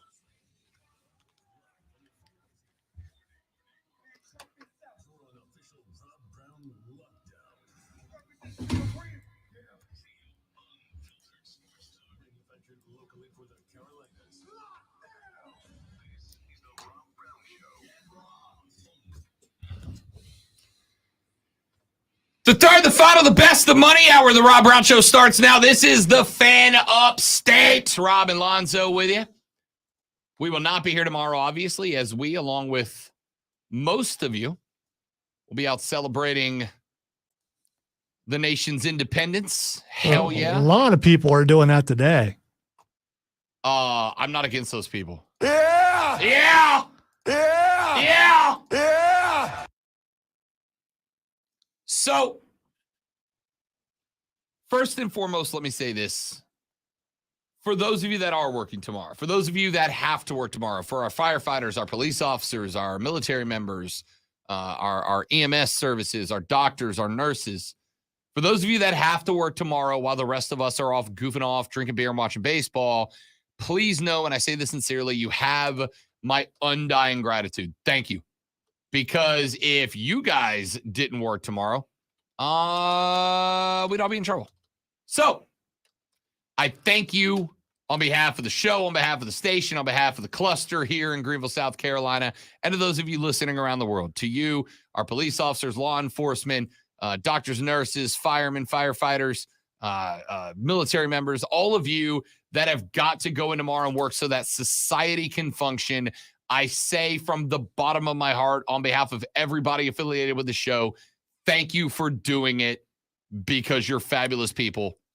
I will goof off in your honor. Yeah, I echo that also, but I also got to wonder if these are 2 days that they're busier than usual, especially the firefighters. The firefighters and the emergency room folks Yeah. are going to be working. So be responsible with your fireworks, please. Yeah. Once you lose that digit, you can't get it back. So, you know. Who was the NFL player? It's that blew his hand Pierre off? Paul. Pierre Paul. Jason Yes. Pierre Paul. Yeah, don't do that. All right. Be safe. Be careful. If you've had, listen. And Rob Brown- no when to say when. You know, just like being too drunk to drive, you can also Yeah. be too drunk to light an explosive. Yeah, if you've knocked back a couple of freedom pops, all right. If you have celebrated our nation's independence by imbibing upon one of its many great beverages of choice, little Kentucky bourbon, some Tennessee mash, maybe some New England IPA, right? California lager. If you've knocked back a couple celebrating our freedom, first off, good on you, America. Second off, hand somebody else the Bic. Hand somebody else the barbecue grill lighter. Let them do it. Sit back, enjoy, relax. You've earned it. All right. A couple of weeks ago, we told you about the rankings that ESPN had started to put out of position units around the National Football League. We told you that Carolina ranked 28th in the skill unit rankings. Lonzo and I both disagreed with that ranking. We thought it should have been slightly higher. Probably I said around 22. There's work to be done. Well, now ESPN has ranked out the overall rosters. This is the post-OTA roster. Obviously, we've still got roster cuts to go down. We've still got to get to camp coming up here in what, Lonzo? 18 days, I think, before we're over at Wofford watching Carolina Panther Something football. like that. It's going to be here before you know it. Yeah. Yeah. We're just around the. I know I did that on purpose because you grabbed a pen. You were doing your real job, and I blew it. That is part of my real job too. Yeah. But, you know, you are a wonderful rendition of it, though. So, I mean, you know, because they get to see you on Facebook, YouTube, Twitch, and Twitter as you smartly step away from the microphone before you do it. Yeah. Anyway, ESPN has come out with their roster rankings, overall NFL roster rankings. They begin, we'll begin with the end. Yeah, that's what we're going with. We'll begin with the end. They got the Carolina Panthers ranked dead last. Nope, scratch that. Arizona Cardinals. They got the Arizona Cardinals ranked 32nd in the league. They say they've got a wonderful safety unit, and then everything in front of them is hot garbage. Over on the other side, the Cardinals are, shall we say, restructuring year for Arizona. It's not that I don't understand your perspective. It's just that your perspective is dumb. Not here, it's not. It's not about them. Oh, Talking yeah. about the NFL saying the Panthers are. Yeah, they're not. Yeah. That was me blowing it. I had Panthers on the brain for this segment. Cardinals 32nd. Right up ahead of them at number 31. How the mighty have fallen. The LA Rams are ranked number 31 behind Matt Stafford. I don't necessarily agree with this one, Steve. Cam Akers, of course, he had the issue last year. He was out for a while and nobody really knew why. You got Cooper Kupp, Van Jefferson, a decent pair of wide receivers. Tyler Higbee's not a bad tight end. I don't understand the ranking. They've got them at 31st, and they do blame it on the defense. 6 defenders played 700 plus snaps for the Rams last season. 0 remain on the roster. In fact, Ernest Jones and Aaron Donald are the only 2 players that played more than half of the snaps last year. So defensively, they're going to be bad. I thought they'd be better than 31. Right ahead of them at number 30. They've got the Indianapolis Colts, really strong front 7.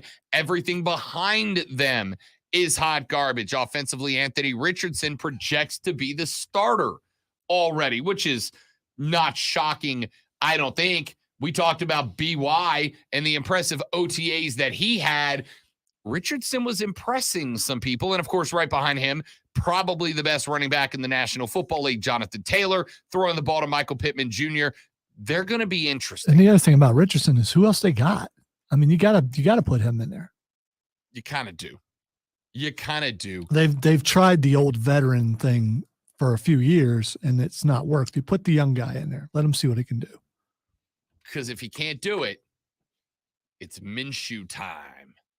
Minshew Mania Volume 3.0. I'm your huckleberry. Yes, indeed.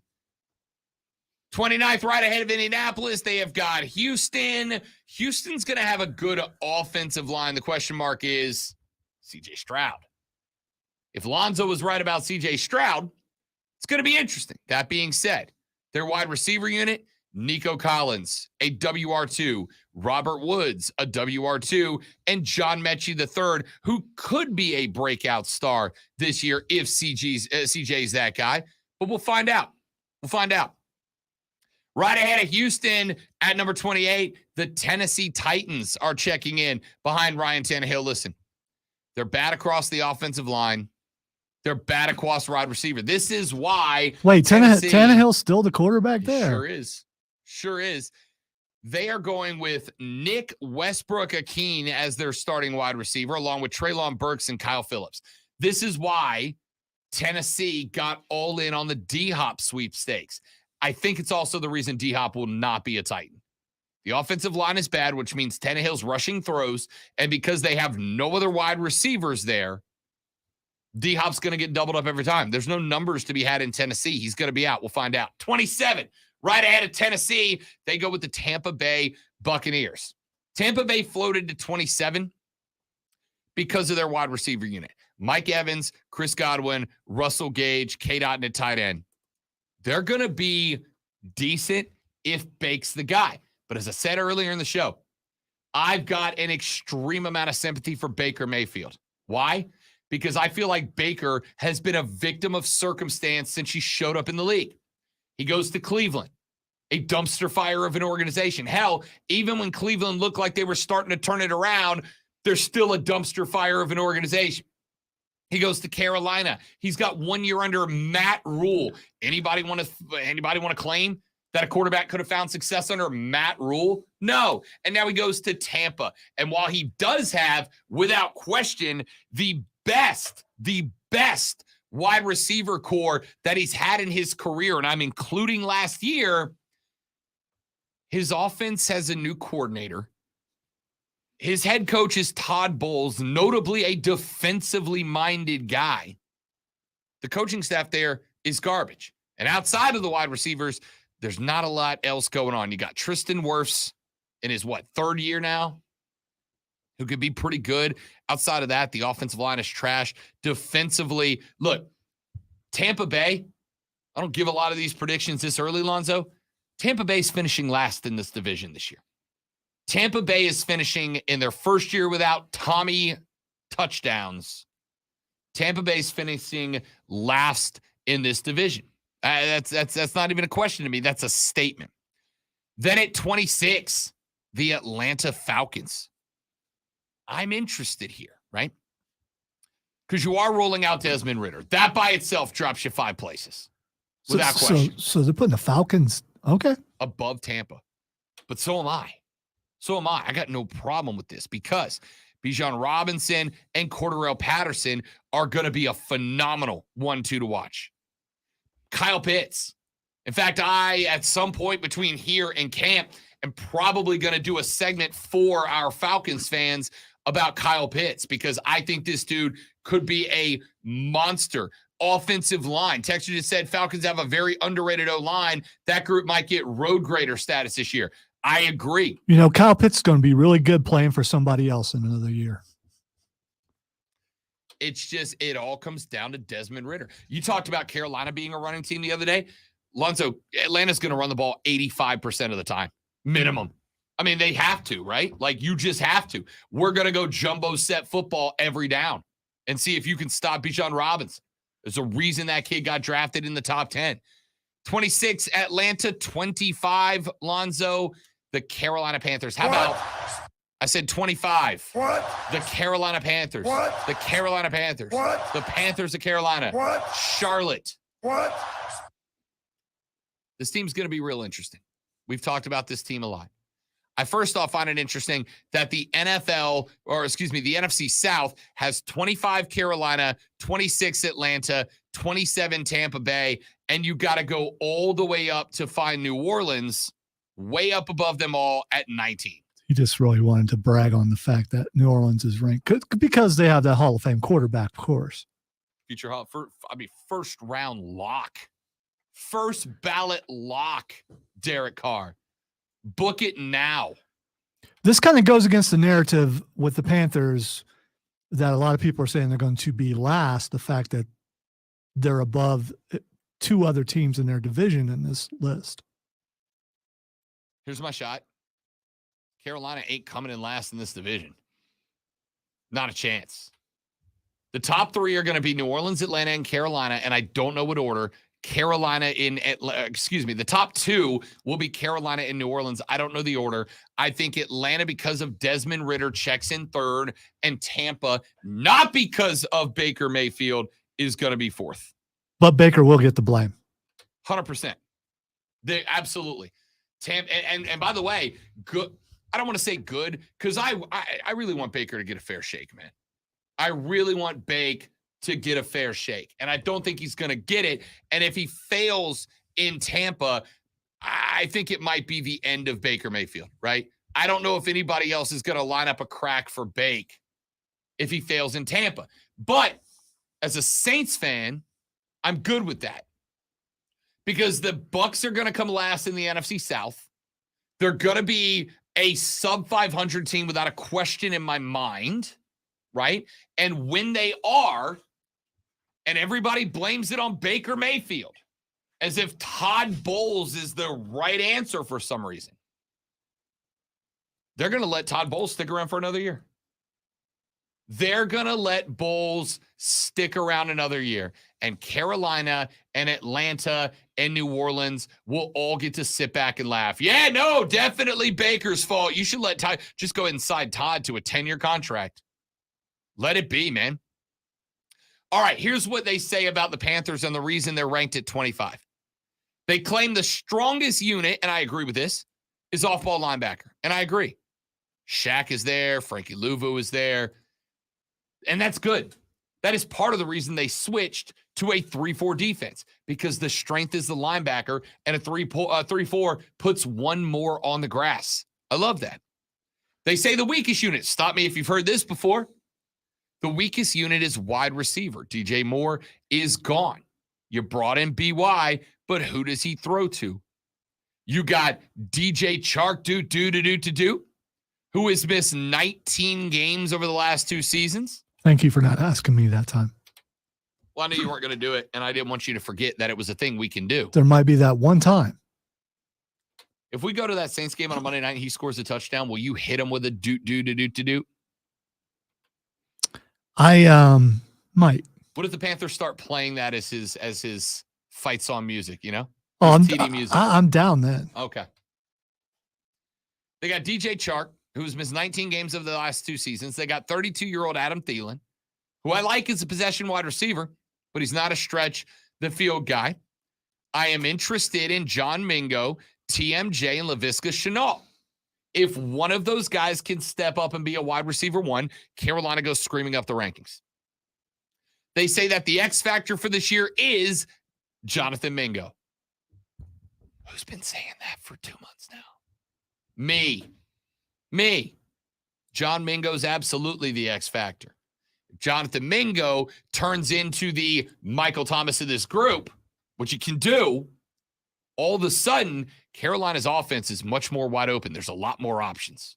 If Laviska Shenault can stay healthy and be the vert wide receiver that we don't see on the roster right now, Carolina's wide open. This is going to be very interesting. 25th, according to ESPN, in the overall roster rankings, Lonzo, and I'm going to say I think it's very fair. I think that's a fair spot. Now, if you want to know who's above them, they've got the Washington Commanders at 24. I could probably justifiably move them ahead of Washington. They've got Green Bay at 23, Chicago 22, Vegas 21, New England 20, New Orleans 19. Are there any of those teams that roster-wise you look at Carolina just on paper talent and say they deserve to go ahead of them? I would say they should jump Washington. I would say I could argue for them to jump Green Bay. But that's about as far as I'm willing to go. Yeah, definitely above Green Bay, because what do they have left? And also, Aaron Rodgers is not there anymore. Yep, Jordan Love taking over. And who's the quarterback in Washington? Washington is going to be rolling out that North Carolina favorite, Sam Howell. Wow. I don't think it's fair to trash Sam Howell yet. I don't think we've gotten enough Sam Howell to determine if he's the guy. His entire 2022 career was 11 completions on 19 attempts for 169, a touch and a pick. That's the whole season. We haven't seen enough of Sam Howell to say he's not the answer. Now, if I asked you right now to build a team around Sam Howell or Bryce Young, who do you go with? I think you got to go with Bryce Young. I think you got to go with Bryce Young, without a doubt. So, I think it's fair. I think I could justifiably move Carolina up one, at most two more spots to like 22, 23. But I think that's a pretty fair placement from ESPN. Let's take a break. When we come back, we mentioned it a couple of times. Here comes the 25%, ladies and gentlemen. The all-star rosters are out. So who got snubbed? Who got over-rewarded? And are the starter list right? We'll take a look at that when we come back. I'm Rob. He's Lonzo. The Rob Brown Show's on your radio. It's the Fan Upstate.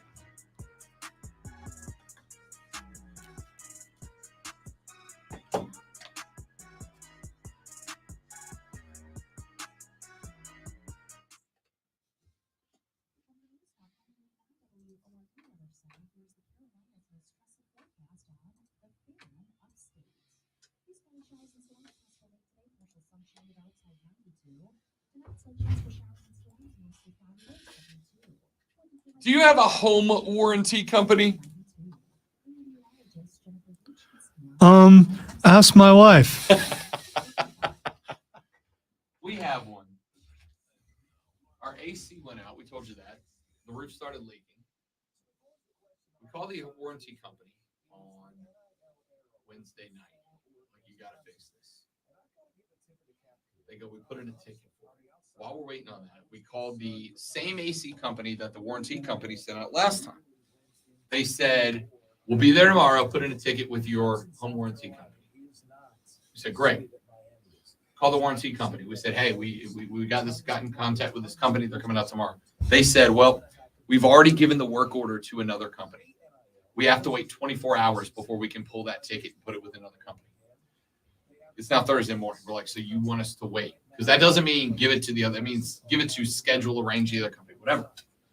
So I called the first company, who are based out of North Carolina, north of Charlotte. They go, we can fit you in next Thursday, like this upcoming Thursday. Wow. So I called the warranty company. Like, hey, I just talked to the company. They can't be here till Thursday. The lady goes, oh, well, if they set an appointment for you, we can't give it to another company until 2 weeks after that appointment.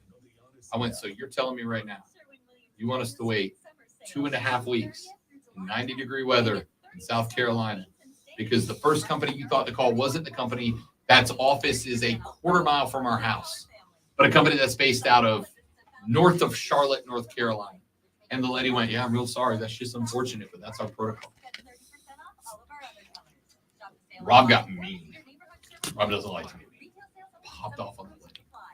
Tell the lady, I want to speak to a manager right now. Full care. I want to speak to a manager. I want to speak to her right now. Well, we don't. That's not how it works. I said, no, that's how you're going to make it work. Or you can just go ahead and cancel the contract now and you'll get $0. I will absolutely let you file a credit claim against me before you get another $1. And lady goes, well, I'll escalate it to our manager. They'll call you within 48 hours. I went, so now you're telling me I have to wait 2 days to speak to a manager in 90-degree heat because of your dumb decision making. And she went, sir, this call has turned hostile. Our manager will call you. She hung up. So me and Courtney's dad climbed up into the attic in the middle of the day Thursday, got it fixed. The home warranty company just called Courtney. They use the latest advances in regenerative medicine, taking your own body's healing agents and concentrating them right in the area where you have that pain. This incredible non-invasive approach helps you take back control of your body, relieving. Come around here real quick. No invasive surgery, no harmful drugs, no steroids.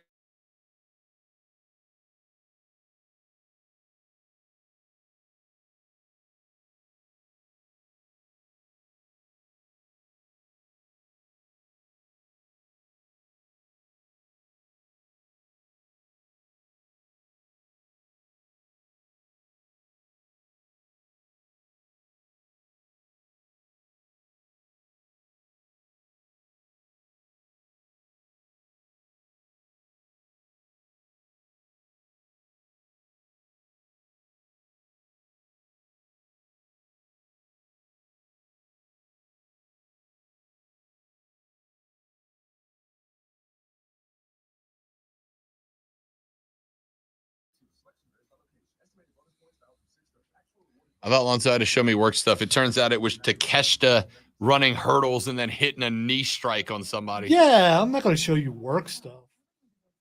Work, boo. Technically, I did show you work stuff. Mm-hmm.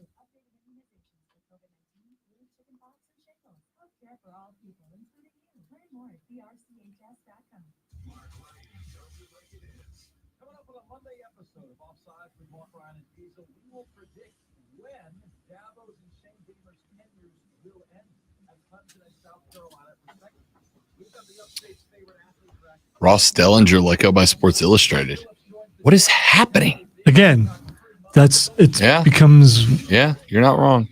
when things happen there, you worry about them happening throughout the industry, and then Yeah.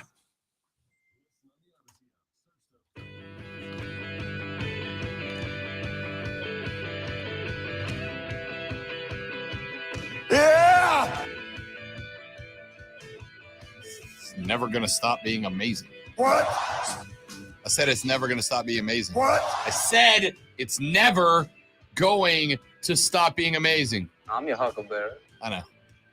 Welcome back, ladies and gentlemen. The Rob Brown Show rolls on. It is the Fan Upstate. I am Rod. He is the great one, Lonzo.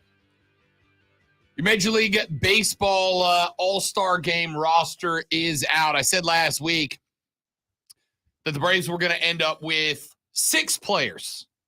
Turns out I was wrong. I lied to you. I'm sorry. You deserve better. It's actually 8 Atlanta Braves that make the All-Star roster.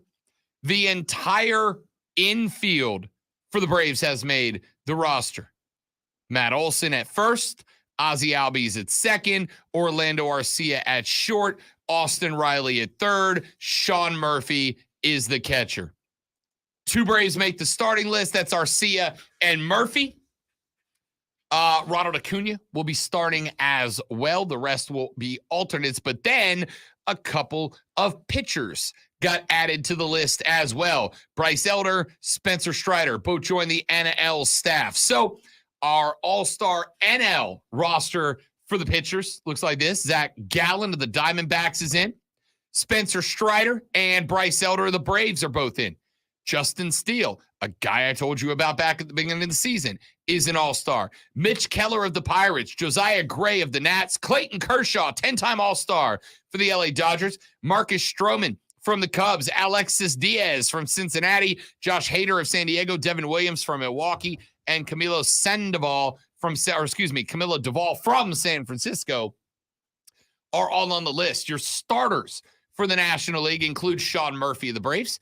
At first, Freddie Freeman of the Dodgers, newest member of the 2000 Hit Club. Luis Ariz from Miami will be at second base. He is there. This is an interesting conversation that Cody and I had on Saturday. Bet for the Cycle, our nationally syndicated baseball gambling show, which airs on the BetQL network and fine Odyssey stations everywhere from noon to 4. Tune in and enjoy. Should I hit the breaking news? Because Cody, as you just mentioned his name, has tweeted that he had a bike accident.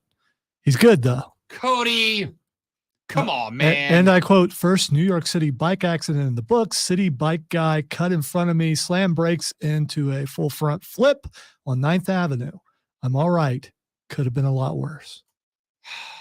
And he's got Peter Griffin gif up there. Cody, what are you doing, man? Come on, Deck. Come on, Deck. I got to know that my co-host can be trusted with a bicycle, man. It's not for everybody, you know. Just because you were a major athlete on the MLB level doesn't mean that a bike is for you. Come on, Dak. Come on. Come on. What are we doing? By the way, at the end of this, remind me to give you a Hate and Ask Mario sound clip. The best one that's ever happened. It's incredible. It'll make you want to listen to the show. I'll say you could actually play it over there. No, I know. That's what I said. But at the end of the segment. Okay. It is. Mario lost a bet based on a bad umpire call, and I watched a guy become a pro robo-ump guy in real time. It's incredible. I'll play it for you in a minute. Anyway, Deck and I were talking about this. Luis Ariz for Miami is the guy that's flirting with 400. He's at like 397 right now, right? He's got to have a couple more big games. But it's the break. We're not even at the break. We're one half of the way done. He's got to go 400 during the entire. Actually, he's got to go like 404 during the back entire half of the season to get there, right? And as I mentioned on the show Saturday, that's very difficult to do because the deeper into the season you go, the more pitchers you'll be seeing for the first time. Pitchers figure you out, what you like, what you don't, what you're doing, how you're doing it. They figure you out, and the numbers are going to go down, right? Now, if they go down from 400 to 300, that's still an incredible season. But it's not, historical. Anyway, Cody made the argument that if Luis Arraez hits 400, that he will by default win the National League MVP award. He's a good defender, not great. My argument is no, the MVP is Ronald Acuna. Ronald Acuna is the MVP. That's not a question. That's a statement. But could Luis Arraez steal that from him if he goes 400? That's a conversation we'll have later in the week. What I will say is that if Luis Arraez was not batting 400, the Braves would also have a starter at second base. Nolan Arenado is going to go at third. Orlando Arcia for the Braves will start at shortstop. Ronald Acuna Jr. in the outfield. He'll be joined by Mookie Betts from the Dodgers and Corbin Carroll, the rookie from the Diamondbacks. JD Martinez of the Dodgers will get the DH nod. Matt Olson, Ozzie Albies, Austin Riley, all from the Bravos, are all on the reserve list. They're joined by Dansby Swanson, former Brave, now with the Cubs. Pete Alonso, the polar bear from the Mets, is there. Will Smith, no, not that one, the other one, from the Dodgers is out there. Elias Diaz from Colorado. Jorge Soler, former Atlanta Brave in Miami. Lourdes Gurriel Jr. from Arizona. Nick Castellanos from Philly. And Juan Soto round that out. Over on the AL side, we are going to have on the pitching rotation Shohei Ohtani. Why wouldn't you? Dude's going to win the Cy Young in the AL this year and also potentially go single-season home run record. Cody made the argument, I think correctly, the Angels can't trade Shohei Ohtani. They can't. Because while it would build a foundation for the future, he's making too much money right now. He is the only must-see TV guy in Major League Baseball. Not only is he going to get Judge, but he's going to win the Cy Young in the same damn year. That's incredible. He's joined by Garrett Cole of the Yankees, Luis Castillo from Seattle, Sonny Gray of Minnesota, Nathan Eovaldi from Texas, Kevin Gausman of Toronto, Shane McClanahan from Tampa. He'll have to be replaced. He just went on the IR. Framber Valdez from Houston, Michael Lorenzen of Detroit, Kenley Jansen, the closer for the Sox, former Brave, is there. Emmanuel Clase from Cleveland, Felix Bautista from Baltimore, and Yennier Cano from Baltimore, all on that list as well. Starting lineup, Jonah Heim from Texas will be your catcher. Tampa's got the first baseman in Yandy Diaz. Marcus Semien from Texas is your second baseman. Josh Jung from Texas, your third baseman. Corey Seager, your shortstop from Texas. How about the Rangers? If it wasn't for Yandy Diaz, not only, we talked about this with the Braves, right? Impressive. The whole infield's going. Lonzo, if it wasn't for Yandy Diaz, not only would the entire Ranger infield be going, but they would all be starters on the list. That's incredible. That being said, the Rangers did not send the whole infield. The Braves did. Take that. By the way, for those of you not on Facebook, YouTube, Twitch, or Twitter, Rob just thumbed his nose at you. Yup. Mike Trout starting in the outfield along with Randy Arozarena and Aaron Judge. Of course, Judge still recovering from the torn ligament in his toe/foot, so he'll be replaced. Shohei Ohtani will get the nod as the DH. They are joined by Salvi Perez from the Royals, Adley Rutschman, second-year guy out of Baltimore, Vladdy Guerrero Jr., he's a home run derby participant out of Toronto. He and his teammates Whit Merrifield and Bo Bichette will be there. Jose Ramirez from Cleveland, joined by Brent Rooker of the A's, Luis Robert Jr.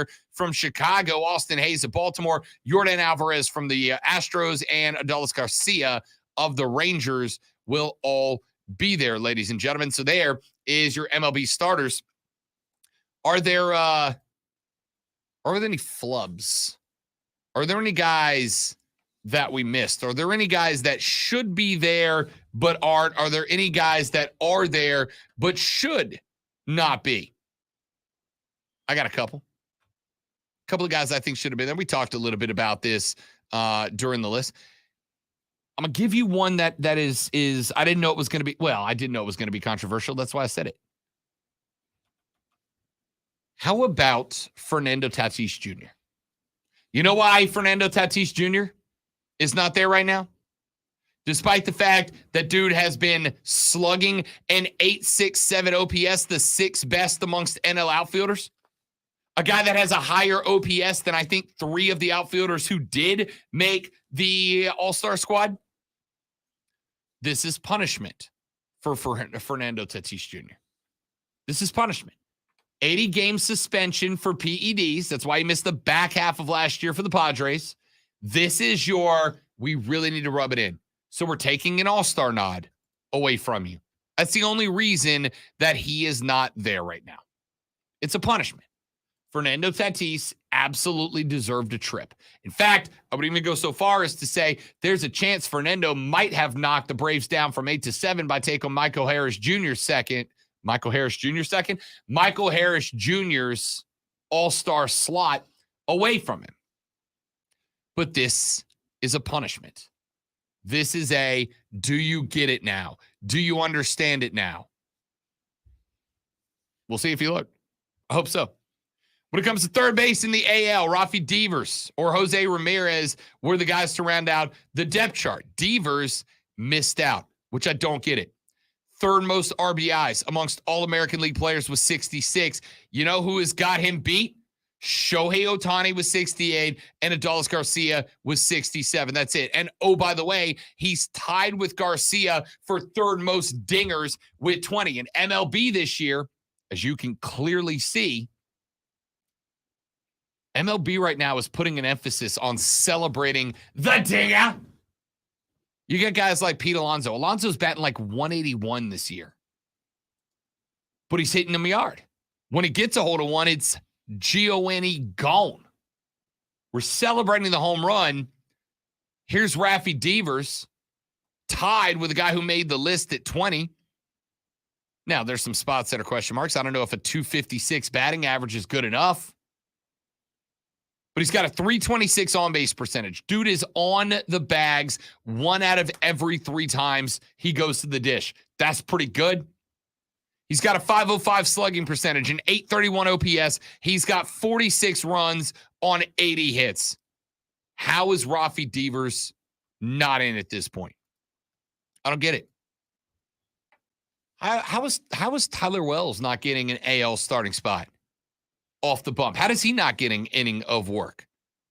Tyler Wells for the O's has been good, and the Orioles are well represented. Adley Rutschman is there. Austin Hayek's there. Felix Bautista, Yennier Cano, they're all there. No reason Wells shouldn't be there. Wells has the best whip, which is walks and hits per inning pitched. He has the best rating of everybody. In 16 games, 15 of them starts, Wells has a 0.88 whip, the best among all American and National League pitchers. He has allowed the second lowest batting average amongst AL pitchers. He is allowing a 185. The only guy with a better versus batting average than him is Shohei Ohtani, the best player on planet Earth. Wells is sitting on a 3.21 ERA, a 6.4 win-loss record, 95 strikeouts, and 20 walks. Dude is averaging over a strikeout an inning and under like 0.3 walks per inning. That guy needs to be on the list. Biggest snub, without a question, hands down, Wander Franco. Wander Franco not getting in is ridiculous. Corey Seager of the Rangers, Bo Bichette both did. Both of them have put up good numbers. Seager got the nod to start. Bichette is a reserve. I don't know how Franco is in here. I don't. The infield bench of the ALs, Bichette, Guerrero Jr., Ramirez, Whit Merrifield. The AL team needed a second base bench option. Merrifield earned a spot behind Semien. He is going 282, 339, 361 with 2 home runs. Franco is sitting on a better batting average at 283, a better on-base percentage at 343, a 459 slugging percentage, 70 points higher than Merrifield, an 802 OPS, 9 home runs, 42 RBIs, 46 runs scored, and 90 hits. It would have been Wander Franco's first All-Star game, and yet they went with Merrifield as defensive depth at second base. I don't get it. Wander Franco deserved it. Oh, and by the way, just in case you were curious, just in case you were wondering, the Tampa Bay Rays are 57-30, and they have the best record in baseball at this point. How is this even a conversation? Wander Franco deserved to be there. That is one of the bigger snubs that I can remember from all of this. Let's take a break. We'll come back. Got a couple more things I want to knock out, including a quick hit. We told you a couple of weeks ago, San Diego State University was looking at leaving the Mountain West. They asked for an extra month to get their letter of resignation written. Turns out we might have a change of plans. We'll tell you what they are and how it impacts the SEC, the ACC, the Big Ten, the Big 12, and more when we come back. I'm Rob. He's Alonzo. The Rob Brown Show's on your radio. It is the Fan Upstate.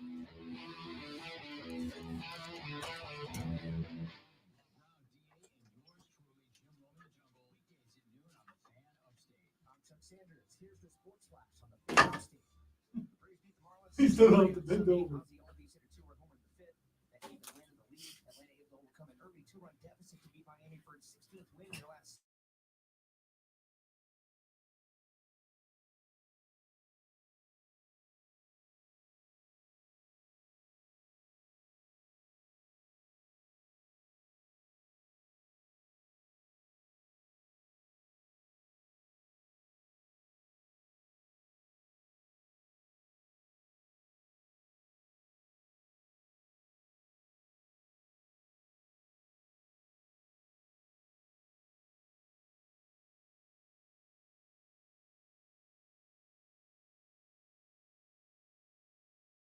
In sports all year long. Download the Odyssey app, search the Fan Upstate. May I request bye? Yes, you may. I will put it in today, dude. Part of my afternoon today is just going to be recording sound clips to add to the wall. And bye needs to be one.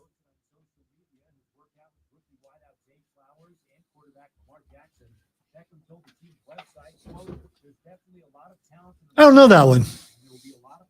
What's that from? Tombstone. Oh, okay. I do know that. Curly Bill sitting in the bar. Okay. I had forgotten. That's when Kurt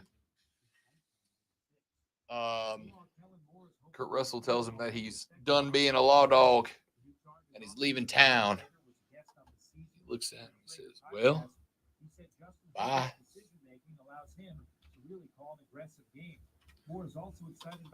Okay, is that Powers Booth? Saying, quote, we got so much height on this team, we're going to be throwing it.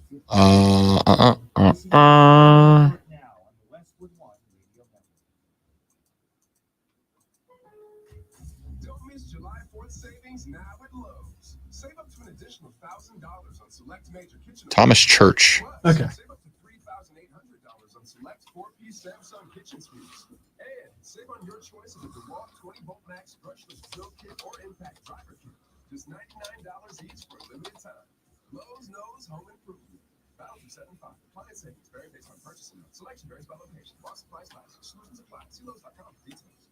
You don't plan for a computer virus. You don't plan to lose files. You don't plan to knock your laptop off the counter. And you don't plan for your PC. Johnny Ringo. I think I'm right. Somebody just stepped over your grave. I think I'm right.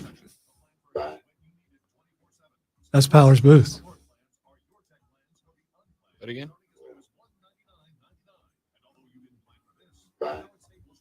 Oh, no, you're right.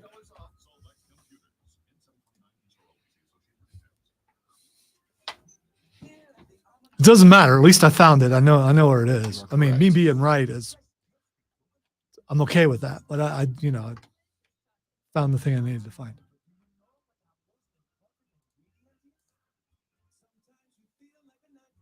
Bye. And a very young Billy Zane in that movie. A lot of people in that movie. Yep.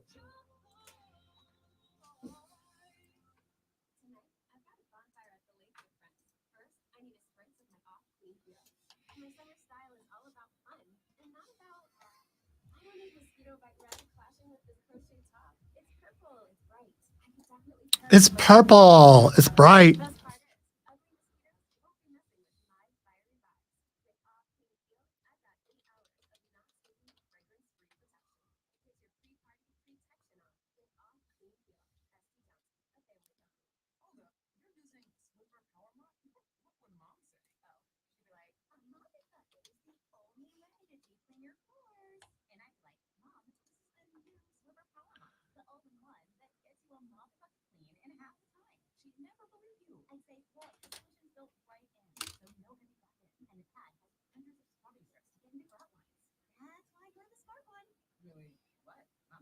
The new Swiffer Power. Don't mop hard, mop smart. Join us at Odyssey as we all do our one thing. Together millions of things for our planet. During summer, be sure to use dishwashers and stoves in the evening to minimize the effects of heat. When we each share our one thing, it becomes a million things for our planet. What's your one thing? This afternoon, a possible gusty thunderstorm, high of 90. Weather brought to you by Total Wine & More. At Total Wine & More, save big on what you love this month with hundreds of deals on amazing wines and spirits. Love what you find at the lowest prices only at Total Wine & More. Drink responsibly. Be 21. From the Ingalls Market Studio, the Fan. Upstate, 97.7 FM Greenville, 97.1 FM Spartanburg. Always live from the Free Odyssey CBS Sports Radio.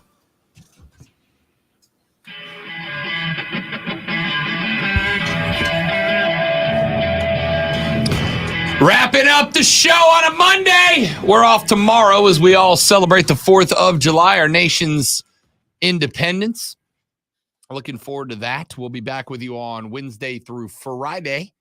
So before we get out of here, couple of things real quick, and I will start with this. The Mountain West Conference was in the midst of some turmoil early last month when San Diego State University made it known that they were looking to exit the Mountain West Conference. They at one point asked the Mountain West Conference to extend the deadline that they needed to provide notification from the end of June until the end of July so that they could get their affairs in order. The Mountain West Conference said no, and now according to Sports Illustrated and Yahoo Sports, including Pete Thamel, it appears that they will not be departing the conference at all.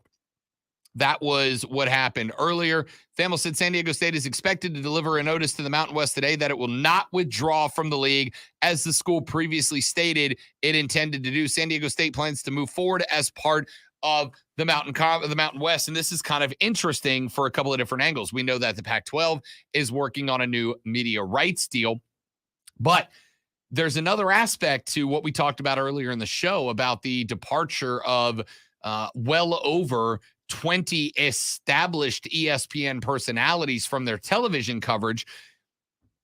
They say it was about the money. We want to be able to play to pay our programmers, right? To pay our production crew, et cetera, et cetera. And that's all well and good if it's true. But if it is true, it means that ESPN is going to stop putting out cash right now. And the big belief was that if the Pac-12 was going to find that fat media rights deal that they wanted to be able to then jump back into the pool of conference expansion, ESPN would have had to play a major role in that.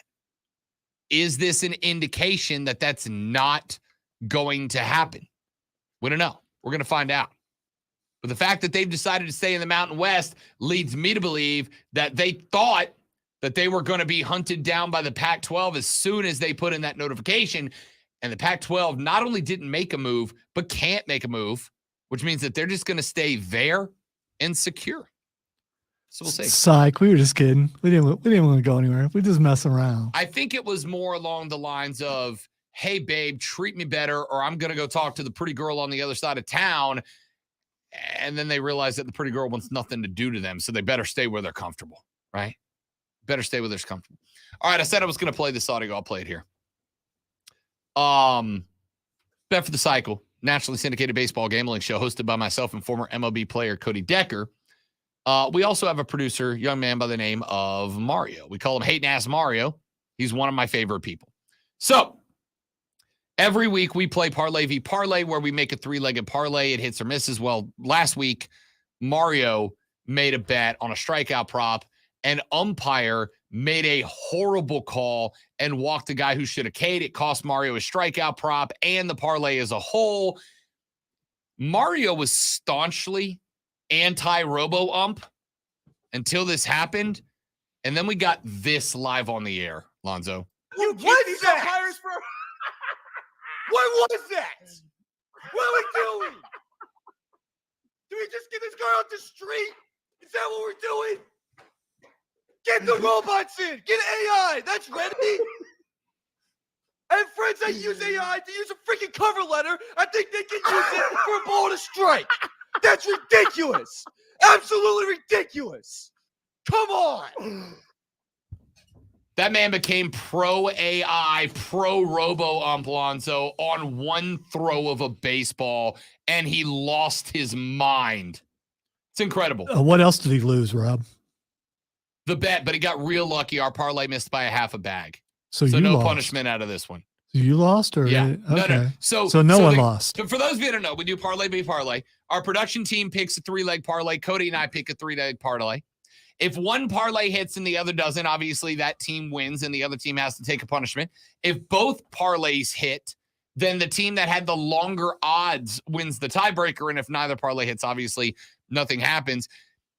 Our parlay was still alive. His died on a blown strike call. He became pro robo ump on a single throw of the baseball because he thought, see, the next punishment, he wanted to bring the hot sauce punishment back. And we said, fine, but if we lose, we do the one shot of hot sauce. That was the initial agreement. If you lose, now, Lonzo, he's got to eat 4 chicken wings dunked in that hot sauce. He was not happy. And now, the Rob Brown Show presents Twitter Trending Topics. You know, I couldn't tell if you were done or not. So, I mean. I was, but then you were just staring at him like, oh, I need to fill another 1 second. That's on me. I take that. That's on me. All right. No, it was my fault. I hesitated. It's time for Twitter trending topics. Why I tell Rob what is trending, and he will tell us why it's trending. The first thing that's trending is Ronda Rousey. So I'm watching through Money in the Bank because I didn't get to watch it Saturday night. I had too much going on and the fam was in town. And I just finished that tag match before we came in here. Didn't see that coming. Didn't see that coming. And she's trending more for It was coming out dressed as a Majin with the M on her forehead. I saw that. Yes. And Shayna's had a thing too. It was a Warhammer. Yeah. 40K. So she's also trending because the Dirt Sheet reported yesterday that Ronda Rousey's contract has a hard out date. And so the thought is this is Ronda's last run. She's going to use it to put her friend Shayna Baszler over, and then we'll never see Ronda again. And respectfully to one of my favorite athletes of all time, Ronda Rousey, when she was beating up everybody in the UFC, was must-watch TV to me. She's just not good at this job. Love the Majin, though. I mean, I did a couch pop when she walked out with the Majin. I did. I'm yes. not surprised. And you shouldn't be. I've mentioned Dragon Ball Z 2 weeks in a row on this show. The next thing that's trending is Tom Brady. Tell me why he's trending, Lonzo. That's what you're supposed to be doing. Yeah, no, I know, but I want you to do it. You're a big Brady guy. I want you to get your time. He's trending because he has fond memories of his coach in New England, and he really appears to have liked the coach in New England. We're moving on to. That was a hell of a Belichick impression, though. Moving on to Cincinnati now. Hell of a Belichick impression. Are you saying Cincinnati's trending? No. Actually, I was just Belichick's. Oh, gotcha. Hoodie's Tom moving Brady. on. Got it. Yeah. Got it. I got in trouble this weekend because I said that Skyline Chili sucks on our national show, which airs in Cincinnati. It's not good, It man. sucks. It's not It's not good. I'm not going to go. It I only sucks. had it a couple times while living in Ohio, and I didn't like it. It sucks. So. It sucks. It's bad, and people should stop. But you've pretending that never it's not actually bad. had it at a Skyline place, a legitimate Skyline place in Cincinnati. You could So make maybe it 100% better, and it's still just you understand. I'm not defending it, but maybe if you're in Cincinnati, maybe it tastes better there. Nah. It could. Nah. It absolutely could. If you have to dump It's 10 like- pounds of shredded plastic cheddar cheese on top of your chili, Listen, then the chili's bad. Listen, it's like when you make your mom's recipe, it might be all right, but it's not your mom making the recipe. So it's not going to be as good. So there's a chance that maybe that's what's going on here. No. I had it a couple times at a legitimate Skyline chili place, and I didn't like it. All right, the last thing that's trending is T2. T2? Terminator 2. Oh, I was like, damn, Tim did something big, huh? Well, it could be the opposite of that, you know. There was a random tweet from someone, I don't know who it was the other day, that talked about T2 and how T2 might be the perfect action film. And I don't have an issue with that take. But the best part, the reason the conversation got started is he said, I made my wife watch it for the first time, and she complained it was Arnold's worst movie. And I said, why? And she said, because he was too robotic of an actor. 32 years ago today, Terminator 2 came out. It is it's an absolutely phenomenal. It's a movie. guideline. It is a thing to be watching for because we're living in it. If Mario's on board with Robo-Umps, it's all uphill from here. Ladies and gentlemen, that's it for the show. We'll see you back here on Wednesday. Listen, celebrate, enjoy Independence Day. We live in a hell of a country, and it should be celebrated, so we do that tomorrow. But please do it safely. Don't drink and drive. I'll punch you in the face. Don't drink and firework. You won't be able to punch anybody else in the face. We'll see you back here Wednesday for another edition to the Rob Brown Show in the Fan Upstate. Later, brother. Yeah!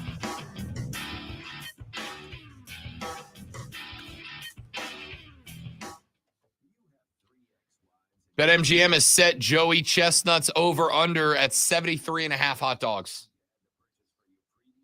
I would die, right? Like you would die. No. For 73 hot dogs? He wouldn't. What's his record? His record's 72, isn't it? Let's see. Joey Chestnut record. The world record for eating hot dogs in the Nathan's Hot Dog Eating Contest is 76, set by Joey Chestnut in 2021. I knew it was in the 70s, but I couldn't remember exactly what. Because I do like watching that. Mostly for the dude that leads the whole that dude is amazing. The MC is just he leaves it out there. You ain't wrong. All right, guys, y'all are awesome. Thanks for hanging out with us. I know it was a holiday Monday, and some of y'all aren't working, so I was very glad to see you all here. Have a lovely 4th of July. Y'all. I'll see some of y'all at the drive game. Bye, y'all. Come see me. Have a lovely 4th of July. See y'all. Y'all.